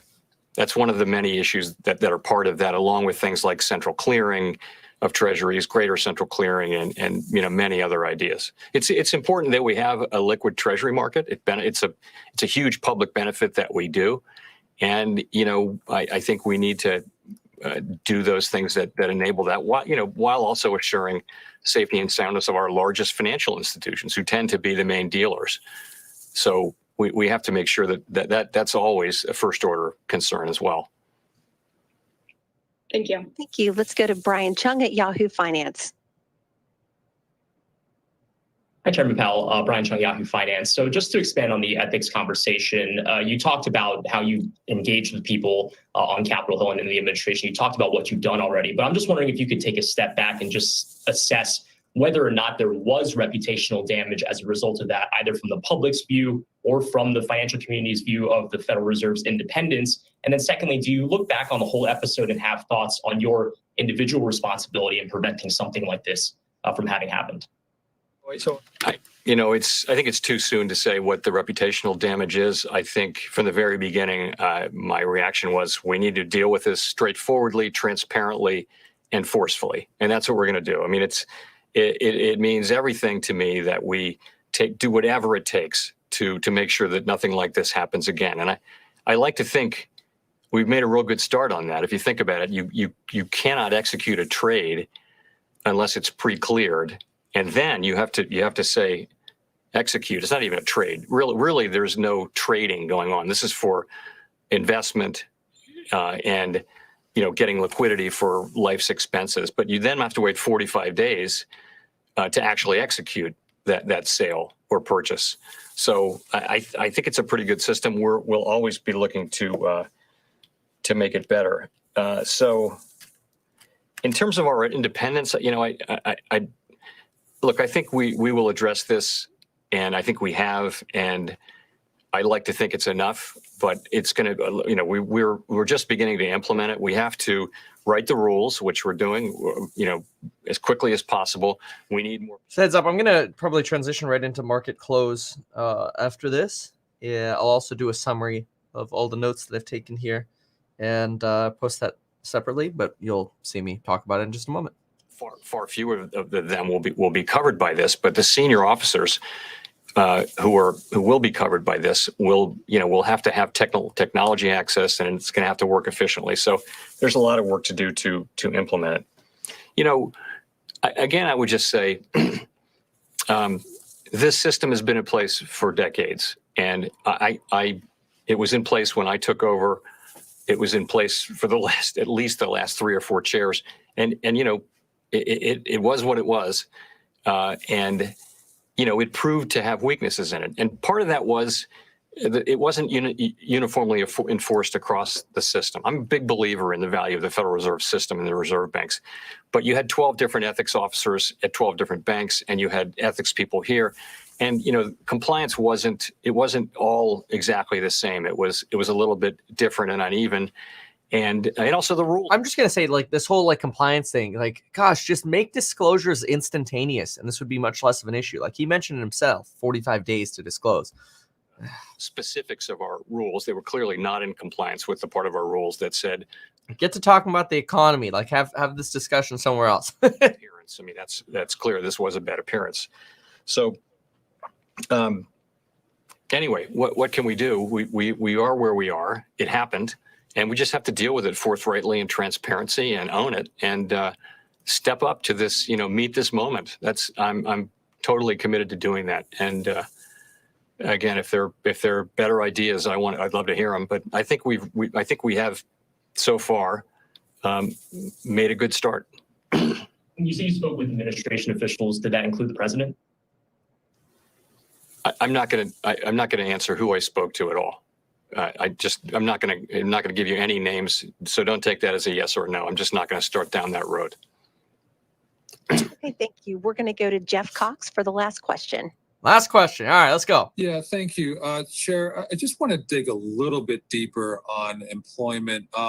We've seen what's been called the Great Resignation, with folks leaving their jobs in record numbers. Is there any feeling there that maybe you've been accused of fighting the last war, that perhaps the labor dynamics have changed in the post-COVID environment, and that full employment may not look like what it looked like before? Yeah, good question. Yeah, so what's happening is people are leaving their jobs. They're quitting their jobs in all-time high numbers, but in many cases going back into employment and getting higher wages. So a lot of the higher wages you're seeing are for job switchers rather than incumbents. So that's a sign of a really strong labor market, as opposed to people just running off and quitting. There have also been, there are a significant number of retirements, and we'll just have to see what that means. So toward the end of the last cycle, which was the longest in our recorded economic history, we did see labor force participation moving up well above what economists estimate was the trend. And part of that was people staying in the labor force older and just not retiring at the rates they were expected to retire. So maybe this was just catch up on that. I am a believer that over time, you won't know how far, you won't know what can happen with labor force participation in advance, and you're just going to have to give it some time, because we saw that over and over. There are things that we can say, you know, this is where the limit is. Labor force participation is a much more flexible subject for me, and so I do think we need to be humble about what the limits are of labor force participation. But we expect labor force participation to pick up. We don't know the pace at which it will do so. So in terms of full employment, as I discussed earlier, I think at the very beginning of the recovery, the natural thing to do was to look back at labor market conditions. Dude, he is so ready for a beer after this. The longest expansion in our history. It was so much to like about that labor market. Really historically good labor market. Never perfect, but a good labor market. We're in a different world now. It's just very different. The pandemic recession was the deepest, and the recovery has been the fastest. And wages didn't really go down, and real incomes were more than fully replaced by fiscal policy. All of this is completely unusual. An economy where inflation was driven by services is now inflation where all the inflation is in goods, which have had negative inflation for a quarter century. So you ask about full employment, I think we have to, I'm very open to the thought that it's going to be an empirical question of where it is located. And we're just going to learn more and more. I mean, one thing we'll learn, I hope we'll learn in the near term, is once the Delta variant really does continue to decline, what's going to happen to employment? Are we going to start to see over the winter, significant increases in jobs again? If you look back, the 3, 6, and 9 month average job creation is between 550,000 and 600,000. So if you think of that as a stronger, you don't have to think back to the million job months of June and July. You can just think, okay, 550 to 600. If we should get back on that path, then we would be making good progress. And we'd like to see that, of course. So we'll know so much more. And believe me, we understand it's a different world in so many ways. And we're very open to that. Thank you, Mr. Chair, and thank you all for joining us today. You. That is the end. Alrighty, let's go ahead and review what Jay Powell just said. Then we're going to ride right into market close and earnings. Do stick around because we got some fun earnings coming up. The Cheesecake Factory is reporting earnings. I believe Matterport's today, Roku, Etsy, QCOM, Fastly, Take-Two Interactive, Skills, SunPower, EA, MGM. Jeez, man. Fisker. How am I going to cover all of these? Let's go, Daddy. Oh, my gosh. Yeah, this is a lot. Is Matterport today? That's the one I don't see on this particular list here. But I do know all the other ones I read off are today. Matterport. I don't know if Matterport is. Oh, yeah. Expected to report on 11/3. That is today. Okay, good. So those are a lot of earnings. So we'll talk about those stocks in just a moment. But first, let's go ahead and do a recovery or a summary here of what Jay Powell just said. Okay, cool. So give me one moment. Oh, man. That was exhausting. Okay. Here we go. Hey everyone, me Kevin here. Here's a summary of everything Jerome Powell just said and announced. So first, the taper schedule is out. We are going from $120 billion a month of stimulus money. That's money being printed and injected into the economy at a rate of $80 billion to treasuries, $40 billion to mortgage-backed securities, which just think of those as slices of mortgages sold off as bonds. So you're paying interest to bondholders, not to banks. But anyway, this $120 billion pot is being reduced by $15 billion. $10 billion off of treasuries, $5 billion off of mortgage-backed securities. Expecting to reduce this $15 billion in November, $15 billion in December. Those two have been decided and are likely expecting to see the taper continue at a rate of $15 billion each month thereafter. That would put us around June when we would be completely tapered. Jerome Powell does not want to talk about liftoff or when interest rates will actually go up until we have completely tapered, because otherwise he sees that as it doesn't make sense. That'd be cognitive dissonance to be printing money and stimulating the economy at the same time as making that money more expensive by raising rates. He doesn't see that as logical. So they're going to complete their taper first, which there was a reference, and this becomes very, very important. There was a reference to Jerome Powell. Why are you tapering at twice the rate that you tapered at when we first had a taper in 2013? And he said his response was actually very bullish. He said, in this economy, demand is very strong.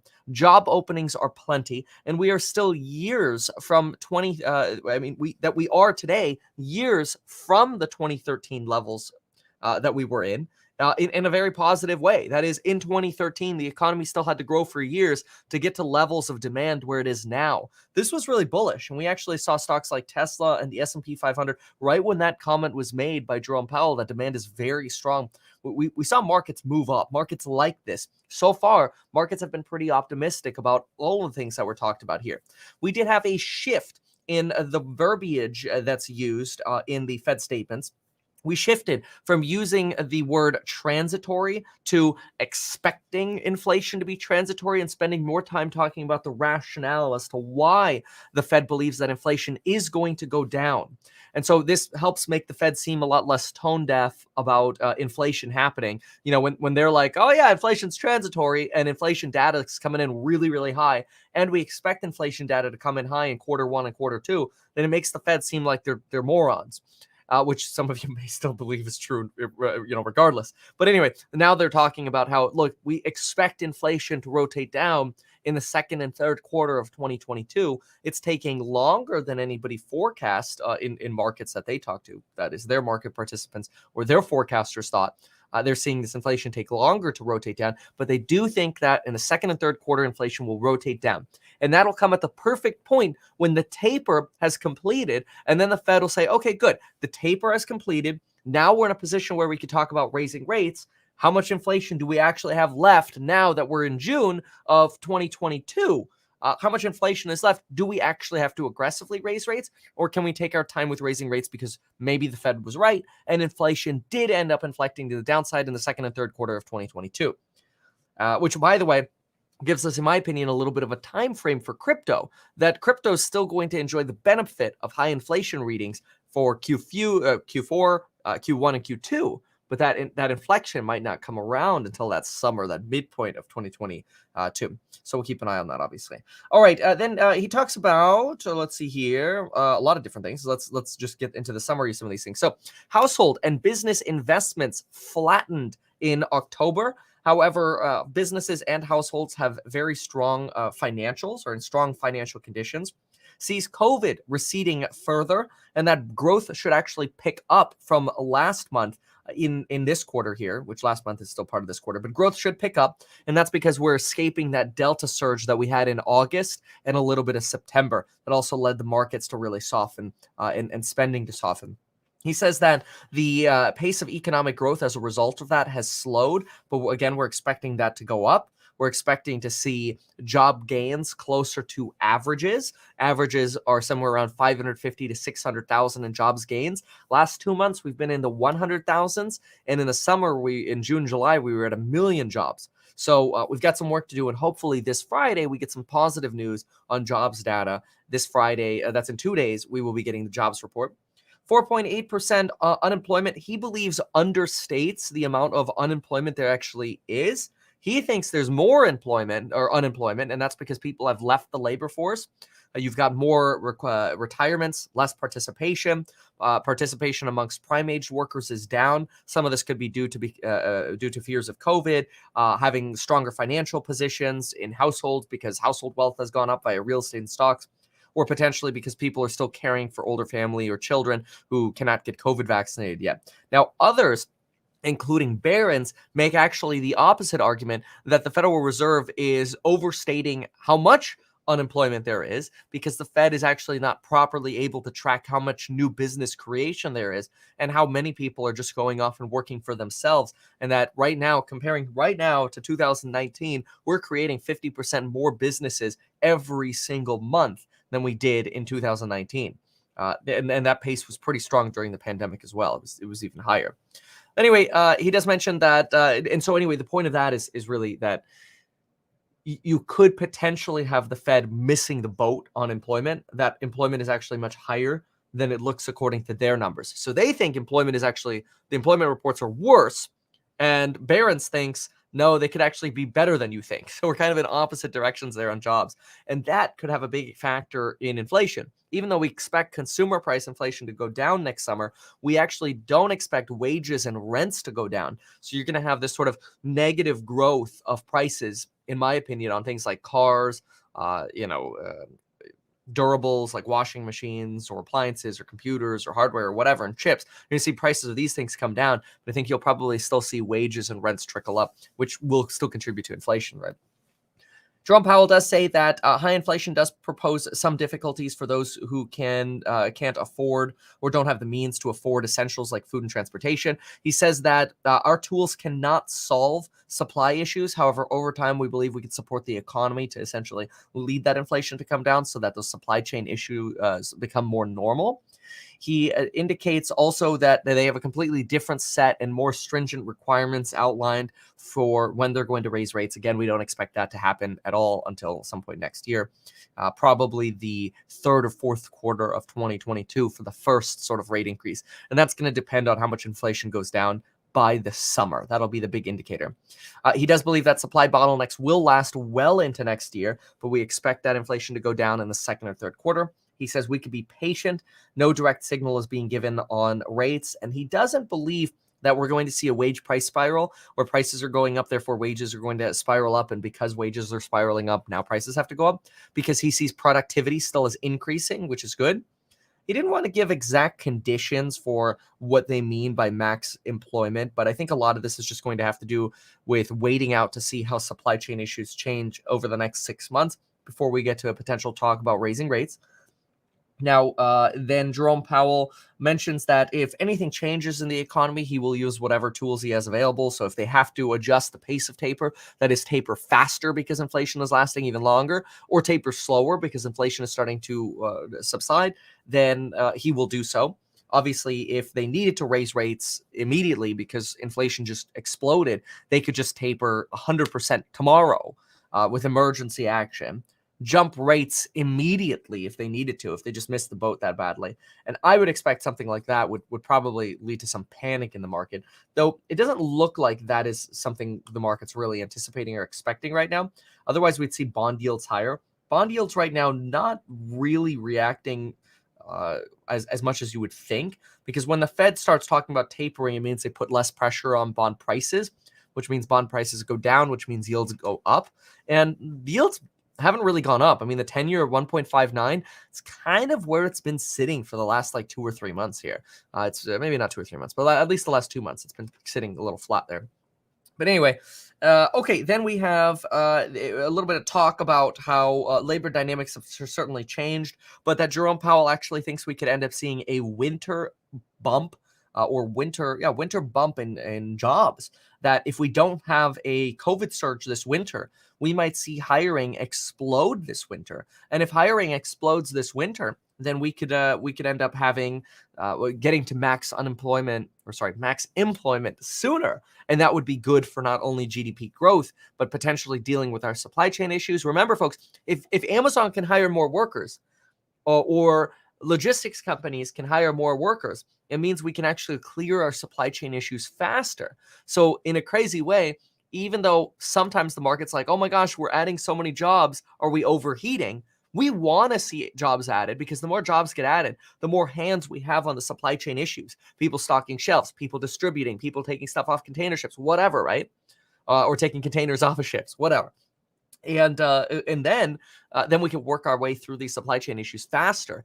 And that means the more we get people employed, the sooner we can actually see those supply chain issues abate.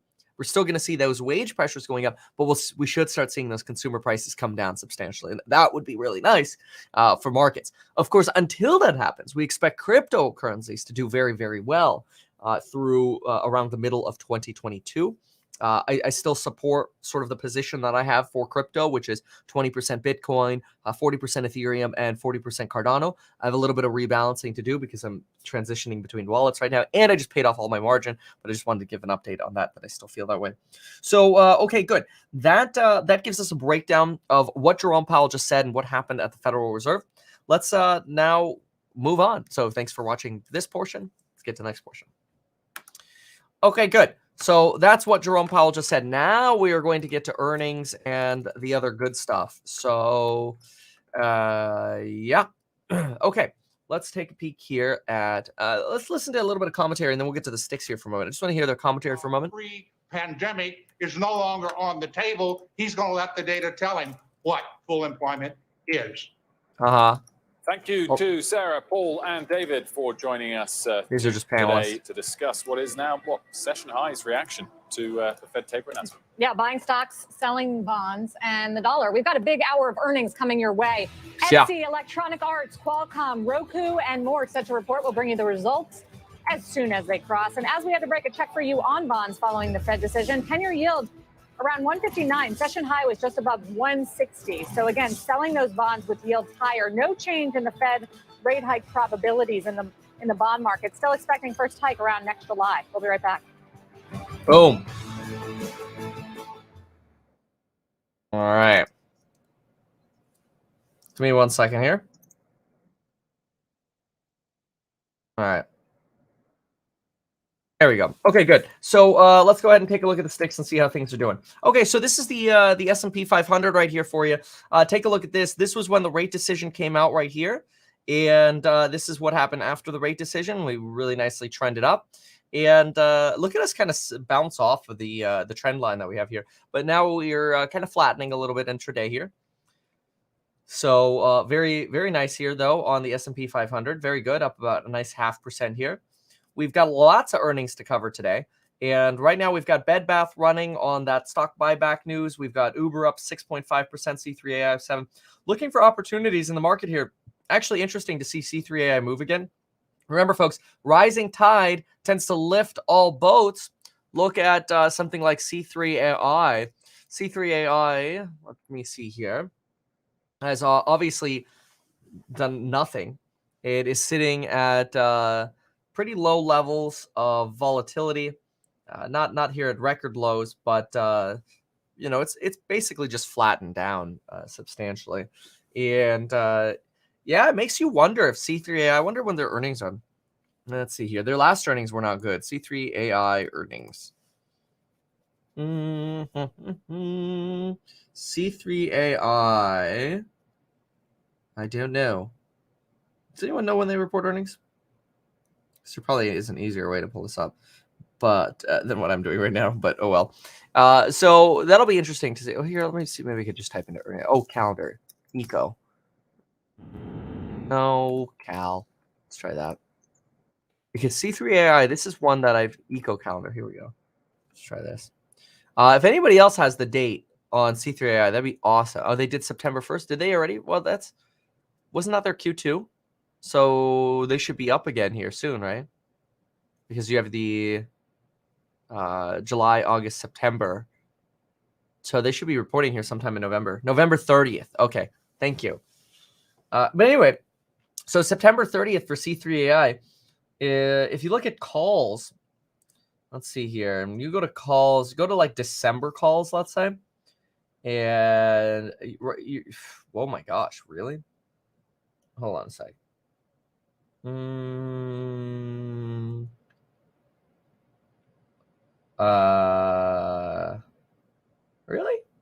Hold on a second here. Wow. Oh, 720. That's not bad. I'm gonna buy these. I like this a lot. Let's just see what happens. This is a little play on the rising tide in the market. Hold on, let me see if that went through. I'll explain this in a second. But sometimes I place these orders and then they don't go through, and it's like, lol. Did it go through? I don't think it went through. Dude, come on, Weeble. Weeble sucks. Buy. There we go. There we go. Okay, good. Now it went through. All right, I'm going to explain this. So this is really a bet on the market. Hold on, let me tag this really quick. Okay, buying December AI call.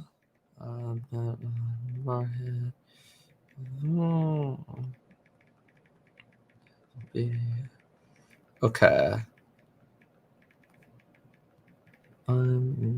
Okay, 52. So yeah.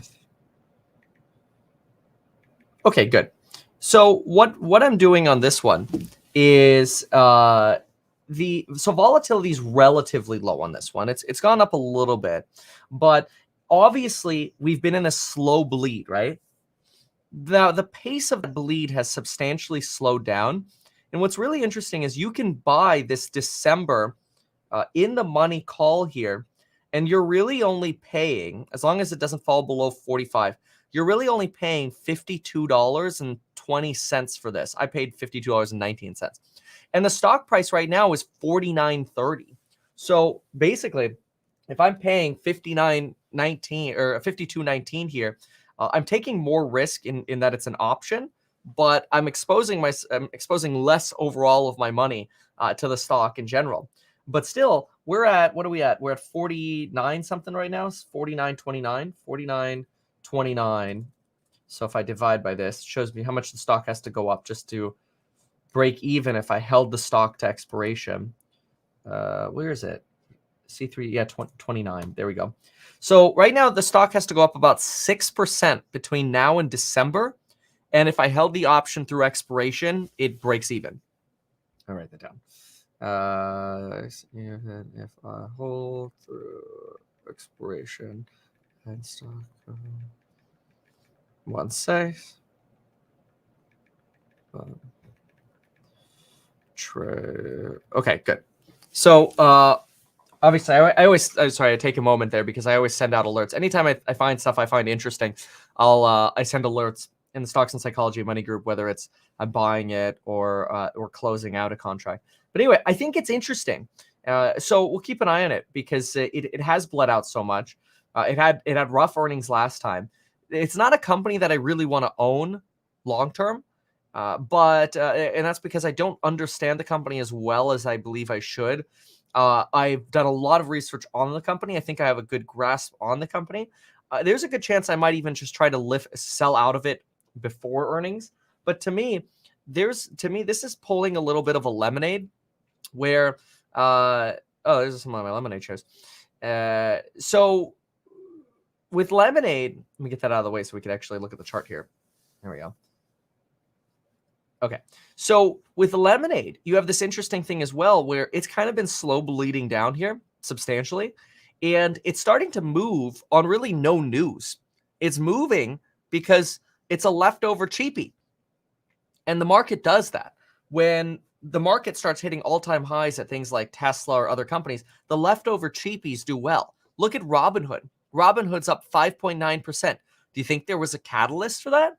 No. It's just relative to how expensive other things are getting, people are parking their new money at some of the stocks that are selling for a discount right now. Very, very normal. I don't think they announced car insurance. Really? Hold on. I didn't see any news for it, but maybe I missed it because I know they've had their car insurance that's coming soon for a while. I didn't know there was actually news on it. Oh, did they finally announce their car insurance? But that's the whole reason I've been in there too. Ha! No way. Lemonade launches car product today. Yeah, you're right. So there is news. Okay. But anyway, then for Robinhood or the other ones, there's no news. But this is really good. That's funny. It says new instead of really. Oh, thank you. So one of the reasons, by the way, I put a bunch of money in Lemonade and I have options in Lemonade is because I've been waiting for the car insurance product to launch, because I thought people would see this as, oh my gosh, it's the millennial version of Google. And I thought there was a good chance that the stock would run after the announcement. I don't really care about the earnings that it'll have. Oh yeah, look at that. Oh, wow. That's great. They finally launched it. Oh, that's really exciting. That's smart. Finally. Okay, yeah, this is what I was waiting for. That's great. Okay. But anyway, so I think the market is also going to be more enthusiastic about broadly other companies as well. And so the market might respond more positively to news when news does come out, because the companies, it's kind of like anytime there's news, think about it as investors and hedge funds looking at companies like, oh, they have that kind of news. Okay, cool. So what do we think about it? Oh, well, it's relatively cheap compared to where it has been. And so the stock's potentially more likely to move up after being sold off for a while. So that's cool. Lemonade was up 15% of market open. Is that true? Wow. Oh, wow. Yeah, look at that. Oh, look at that. It ran up to a resistance line that we had. That's funny. I've had that resistance line here forever, and it just literally touched it this morning. See, that would have been the time to sell right there. And that line was here before this live stream. Y'all know that. That's crazy. Well, if Kevin was actually here for the frickin' market open, we could have looked at that line. But Kevin wasn't here. Idiot. Anyway, I want to go on a streak. Can I get 69 days in a row of market open live streams? That's what we need. 69 days in a row, and then you get a break. But have to be good in a row for 69 days. Anyway, okay, good. Yeah, that's fun. So good news on Lemonade. What I think is really very interesting that could happen with Lemonade is you could see multiple analyst upgrades for the stock over the next couple months. And I don't think they report earnings anytime soon, which I really don't want them to report earnings anytime soon. Lemonade earnings. But it could be very bullish for analysts. Oh, earnings release November 8th. That's soon. That's Monday. Could be bullish for the stock over the next few days as new companies release research and reports on how much this could actually affect Lemonade's income. So that's bullish. Very good.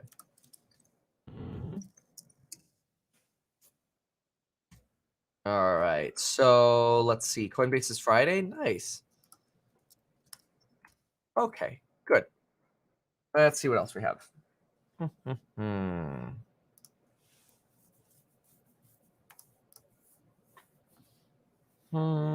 Okay, QuantumScape 8.85%, Chegg 6.4. Yeah, Lemonade's at 6.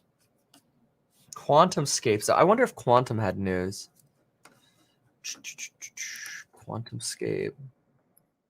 And Outlet 6.44. Lemonade is at 6. Robinhood. Okay, we saw these. Cardano at 206. Dave & Buster's 4.38. Corsair 423. Affirm's back 3%. Nice job, Affirm. Whoa, Tesla's almost up 3%. 2.77. Awesome. Oh, that's great. Let me see here.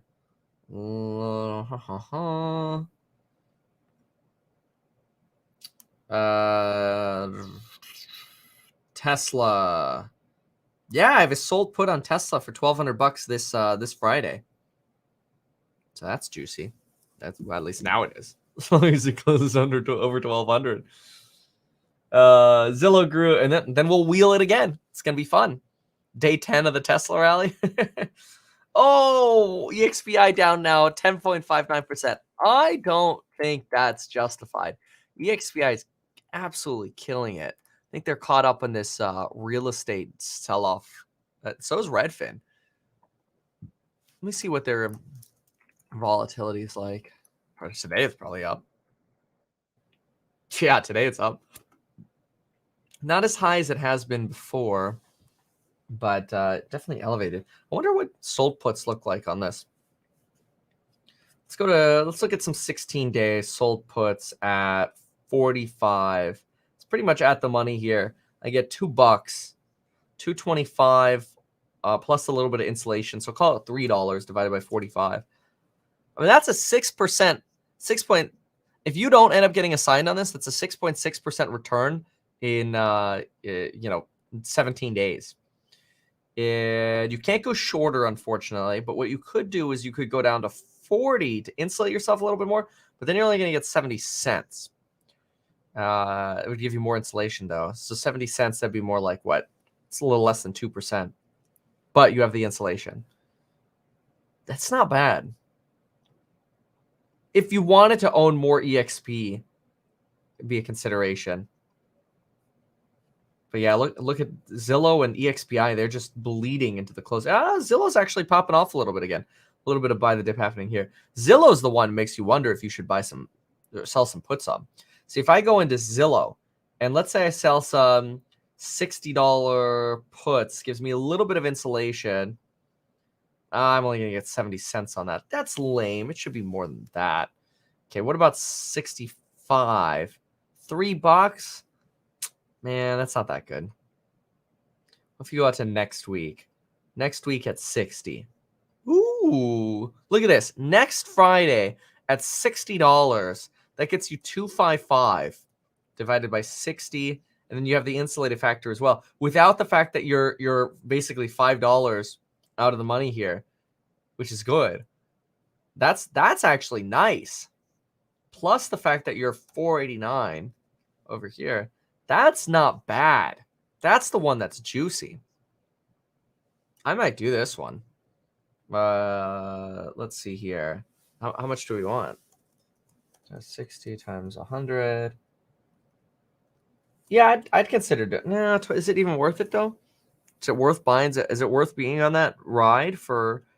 I mean, this is to next Friday. It'd be 12K to next Friday. And I don't really want to go to 65. And this is assuming the stock's going to drop another 10%. You know? It's not horrible. The other option, let me see the no, because the volatility is way up. So I don't think you really want to push calls yet. The volatility is like sky high right now. Well, I don't know. That's an interesting one. I don't know if it's worth it.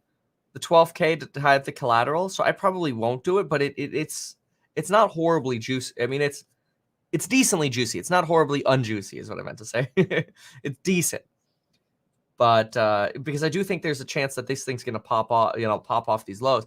But I wouldn't necessarily want to buy calls because the volatility is so high. I think you're gonna get ripped off on the pricing right now. But let's confirm that though. So if you bought calls, for, I don't know, what are you buying it for? So a Friday, see, that's insane. Well, hold on. A Friday at the money call, 2%. That's not, well, for Friday, $2. Yeah, I wouldn't want to pay that. The call's a little too expensive for me. Could end up being a good play, though, if today ends up being the bottom. But, again, volatility is extremely high. And I don't really want to own it. I'd rather own EXPI. Okay. What else? Where's some other opportunities? So, Bed Bath, we saw Fastly's up 8% before earnings. This is almost one where it's like, did they pre-run for earnings? And does it potentially make sense to short it? I don't know. I'm not going to short it, especially after a bleed out like this. Skills reports today, up 7.5% leading up to earnings. People are getting excited to play earnings here. Where's Etsy? Etsy reports today as well. We should start writing down some estimates. Yeah, Etsy's been doing really well, but today it's down about 0.5% leading up to this. So where's Tesla? And then let's get some earnings estimates. Oh my gosh. Tesla, 12.13. Wow. That's cool. I guess that sell put's going to be in a great spot. You're going to have to do another sell put. Well, that's the, what's it called? That's the wheel. All right. So hold on. Let me get it up here. All righty. Let's go ahead and... Wow, 3.61% now. Okay, so now what we're going to do is we're going to write down earnings. So who do we have earnings for? Well, we have earnings for lots of different companies today. We're going to start with Etsy. Yeah, the bell happens in 2 minutes. So Etsy, if you want to follow along, feel free to write these numbers down. Etsy is expecting an adjusted EPS of 0.673, gap of 0.564, revenue of 519, and net of 108. And Etsy's been up lately, so keep that in mind. Then we've got Roku. Ooh, that'll be interesting. Roku. So another one to write down. 2 minutes to go. Let's put that right here. Roku. Roku adjusted EPS is expected to be 0.079, gap 0.087, revenue 681.1, and net of 13.4. And we have Qualcomm's coming out as well. QCOM. It's going to be fun earnings. Lots of earnings today. 1 minute to go. QCOM has an adjusted, we're expecting of 2.26, gap of 1.949, revenue 8.858 billion, net of 2.59. Okay, let's watch for the bell for a sec. Look at this, folks. Tesla skyrocketing here, new all-time high at 12.15 basically right now. It's incredible. You've got QuantumScape up 8.66, Lyft and Fastly up about 8, along with Rite Aid. Macy's up 6.8%. I was there 2 days ago. It was dead. Owlet 6%. Robinhood about 6%. Lemonade about 5.49, 6% here. AMC 5.11, Spirit about 5%, Cardano's up a little bit, Nordstrom's up a bit, Corsair, lots of recovery stocks moving up a bit, Lucid up about 4%, Tesla still sitting at that 12.15 number, Playboy, MP Material 3%, really very green day with the exception of the real estate ones, and Zillow's being bought into the close. The dip on Zillow is being bought at the close, down about 24.85% right now. Across the board as well, following the taper announcement, the dovish taper announcement. The dollar lower, but only a little bit lower, just 0.2% or so. Equities at pretty much session highs and indeed record highs.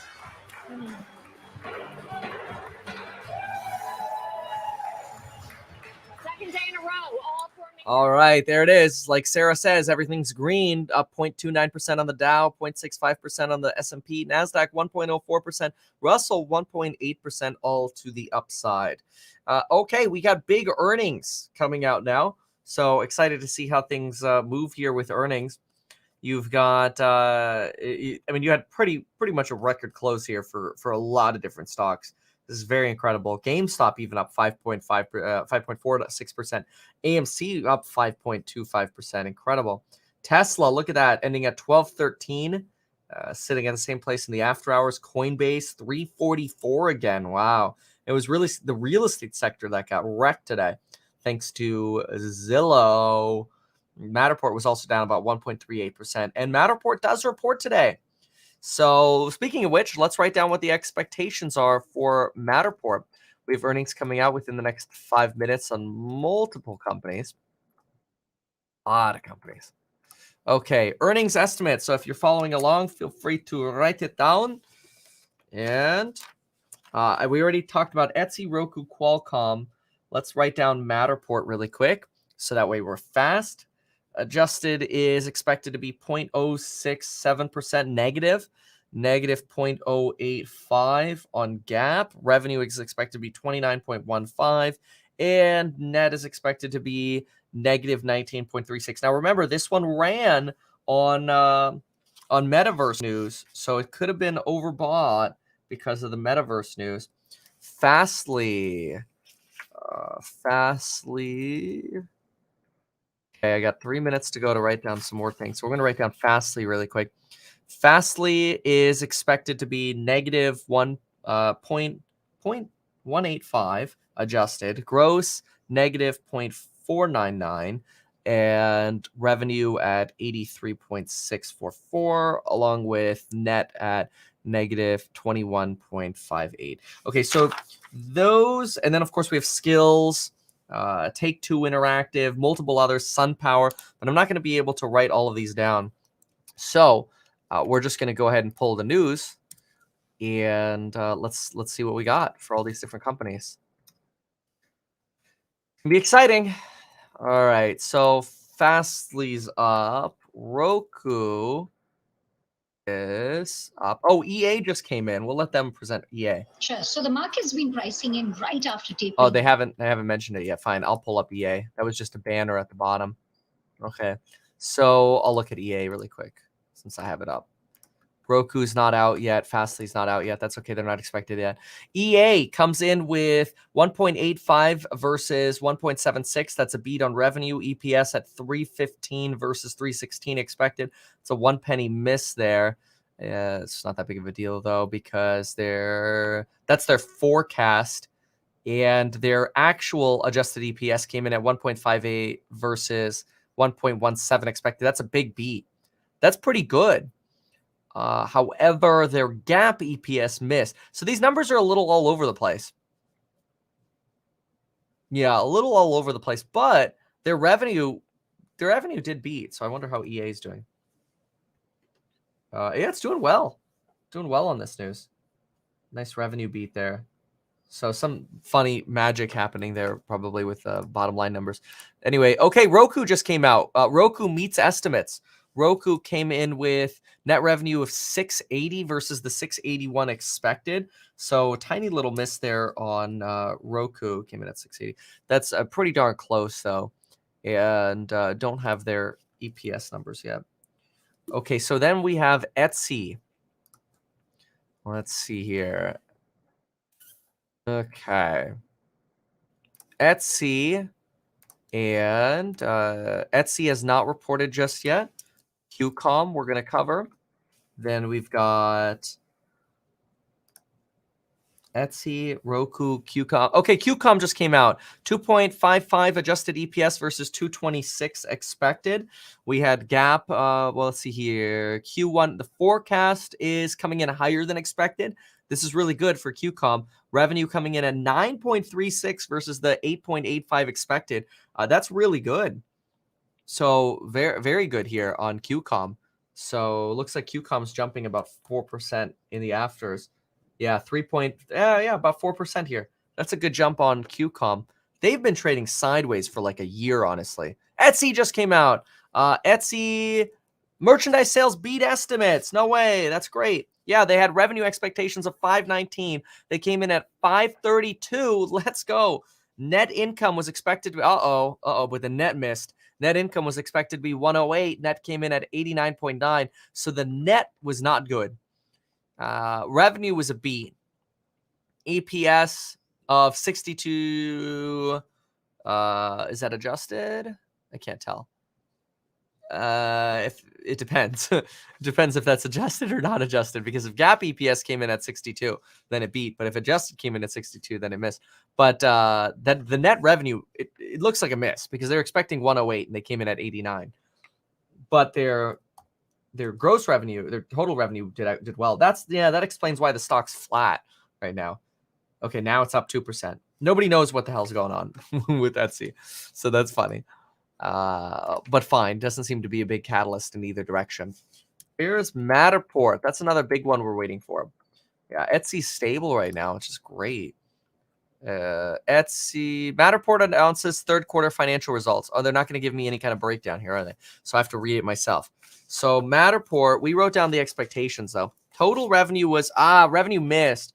Total revenue was 27.7 million. This is what I thought, is that it could be more euphoric.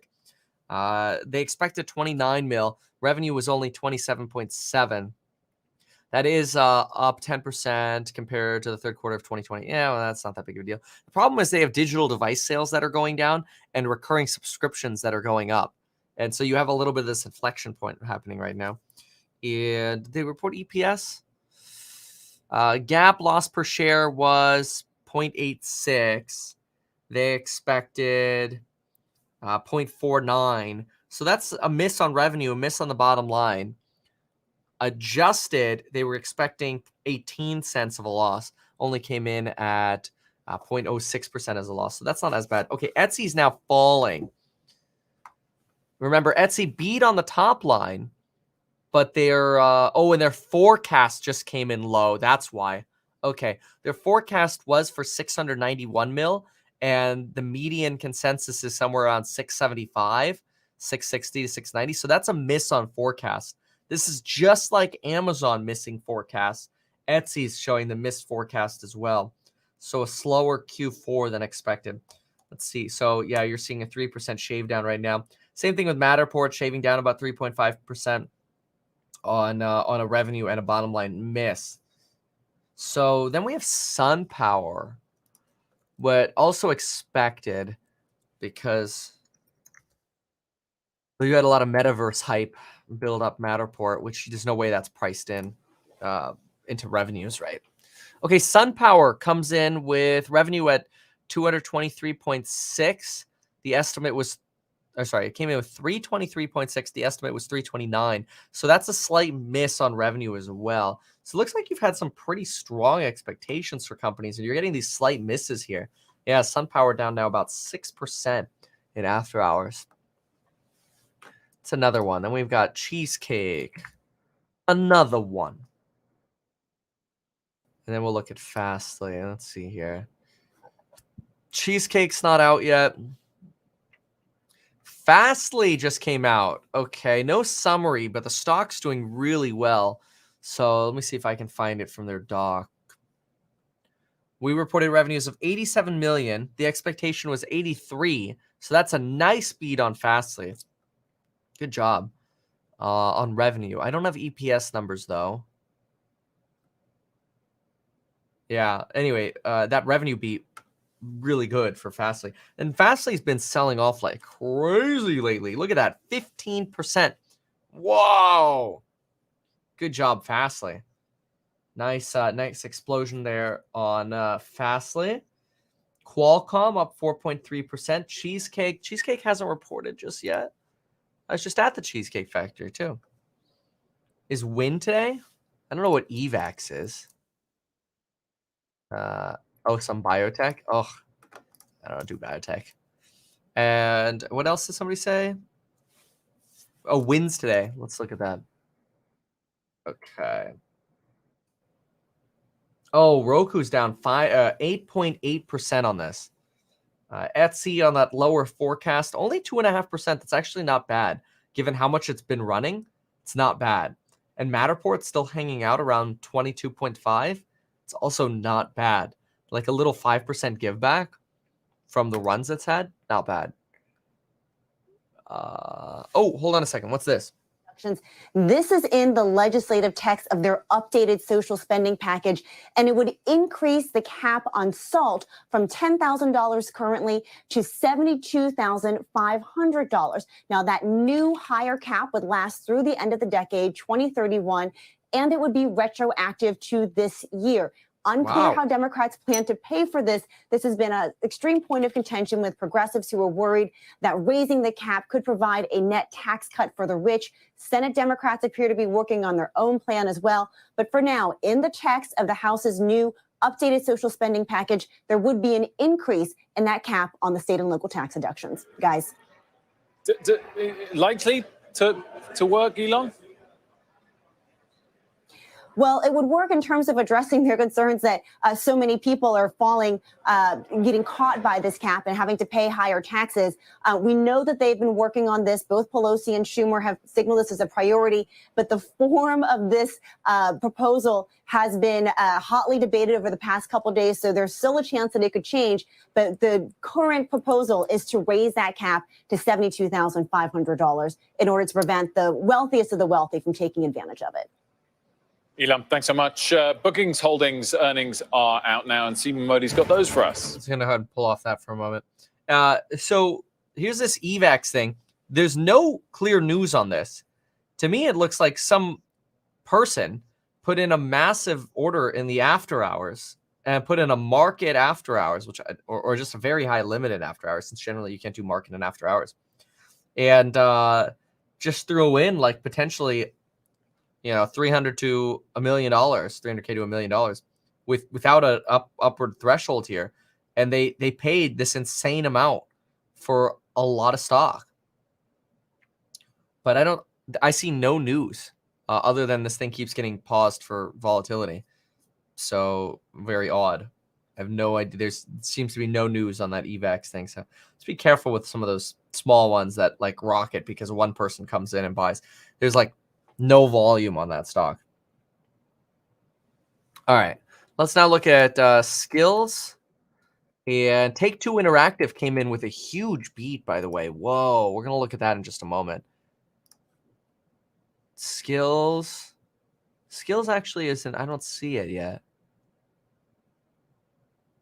I don't see skills yet. And we talked about Roku, but we haven't talked yet about, what was the other one? Oh, I want to look at bookings. So booking comes in with 4.68 billion in revenue versus 4.3 expected. That's really good. That's a good beat. Almost a 10% beat there. More rooms sold, good. The Q3 adjusted EPS was 37.7 versus the consensus of 32.9. Good. Travel is back. That's awesome. Okay, what else do we have? Yeah, Take-Two. Let's look at that one. That one's going nuts on revenue. Take-Two Interactive. Okay, Take-Two beat guidance. Adjusted EPS comes in higher at 1.63 versus 1.4 expected. And revenue comes in at 984.9 versus 865 expected. That's really, really good. TTWO. Yeah, Take-Two is now up. It's only up 1% after that insanely good beat. That's incredible. So Take-Two kills it. Roku's getting murked a little bit. Matterport's actually back up a little bit. It's at 2.46 to the downside. It's not that bad. SunPower 2.8. That's not that bad at all for after earnings. Not bad. Did Cheesecake report yet? Cheesecake misses. Adjusted EPS comes in at 65 cents versus 70 expected. Revenue of 754. So Cheesecake misses a little bit there. Win. I don't see that Win is out yet, or that they are they coming today? MGM comes out today. We could look at MGM. We'll do that. All right, let's see here. Okay, looking at the upside, what's taking off? We know Fastly was doing well. It's at 11% right now, so it was doing a little better. Sheeb is dropping. It's at 62.6 on Sheeb. Qualcomm at 6%.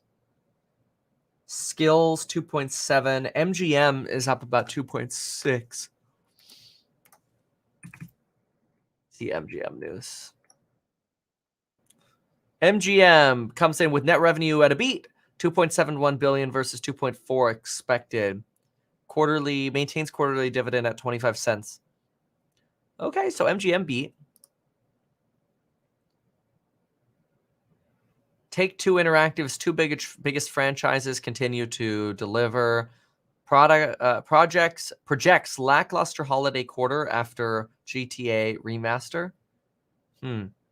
So maybe that's why they're not so excited, because the stock market isn't so excited, because even though they beat like crazy, the guide is just not phenomenal.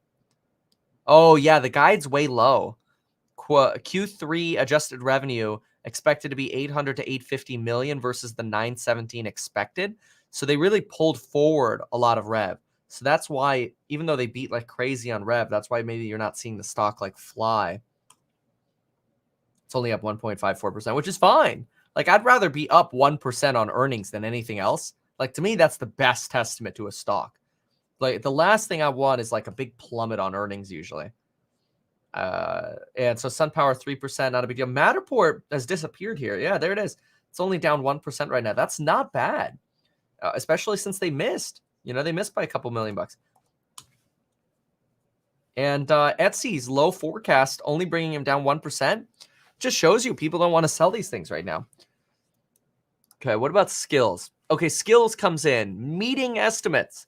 102.1 million versus 102.6 expected. So it's actually a slight miss on revenue, but it's pretty close. So they're labeling it as a meet. Skills. Wow. Market's happy with that one. It's probably because you have a lot of people betting against Skills. A lot of shorts that are probably like, oh crap, they actually beat or met.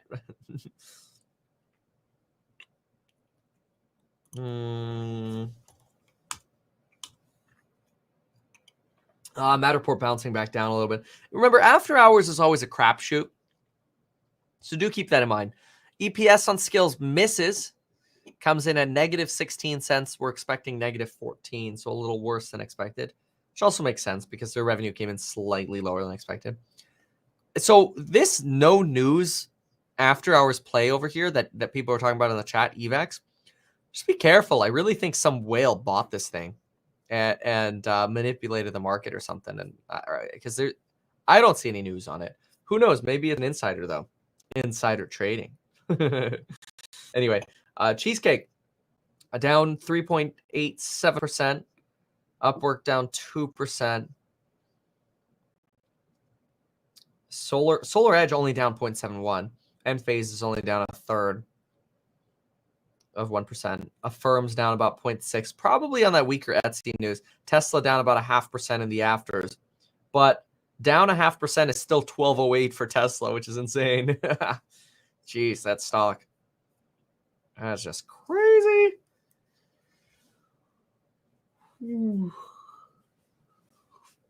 Oh, yeah. All right. So, yeah, well, gosh, I think that about does it for now. We'll be jumping over to the course member live stream here shortly. Thank you all so much for being here, hanging out with me for earnings, and we'll see you in the next one. Thanks so much, everyone.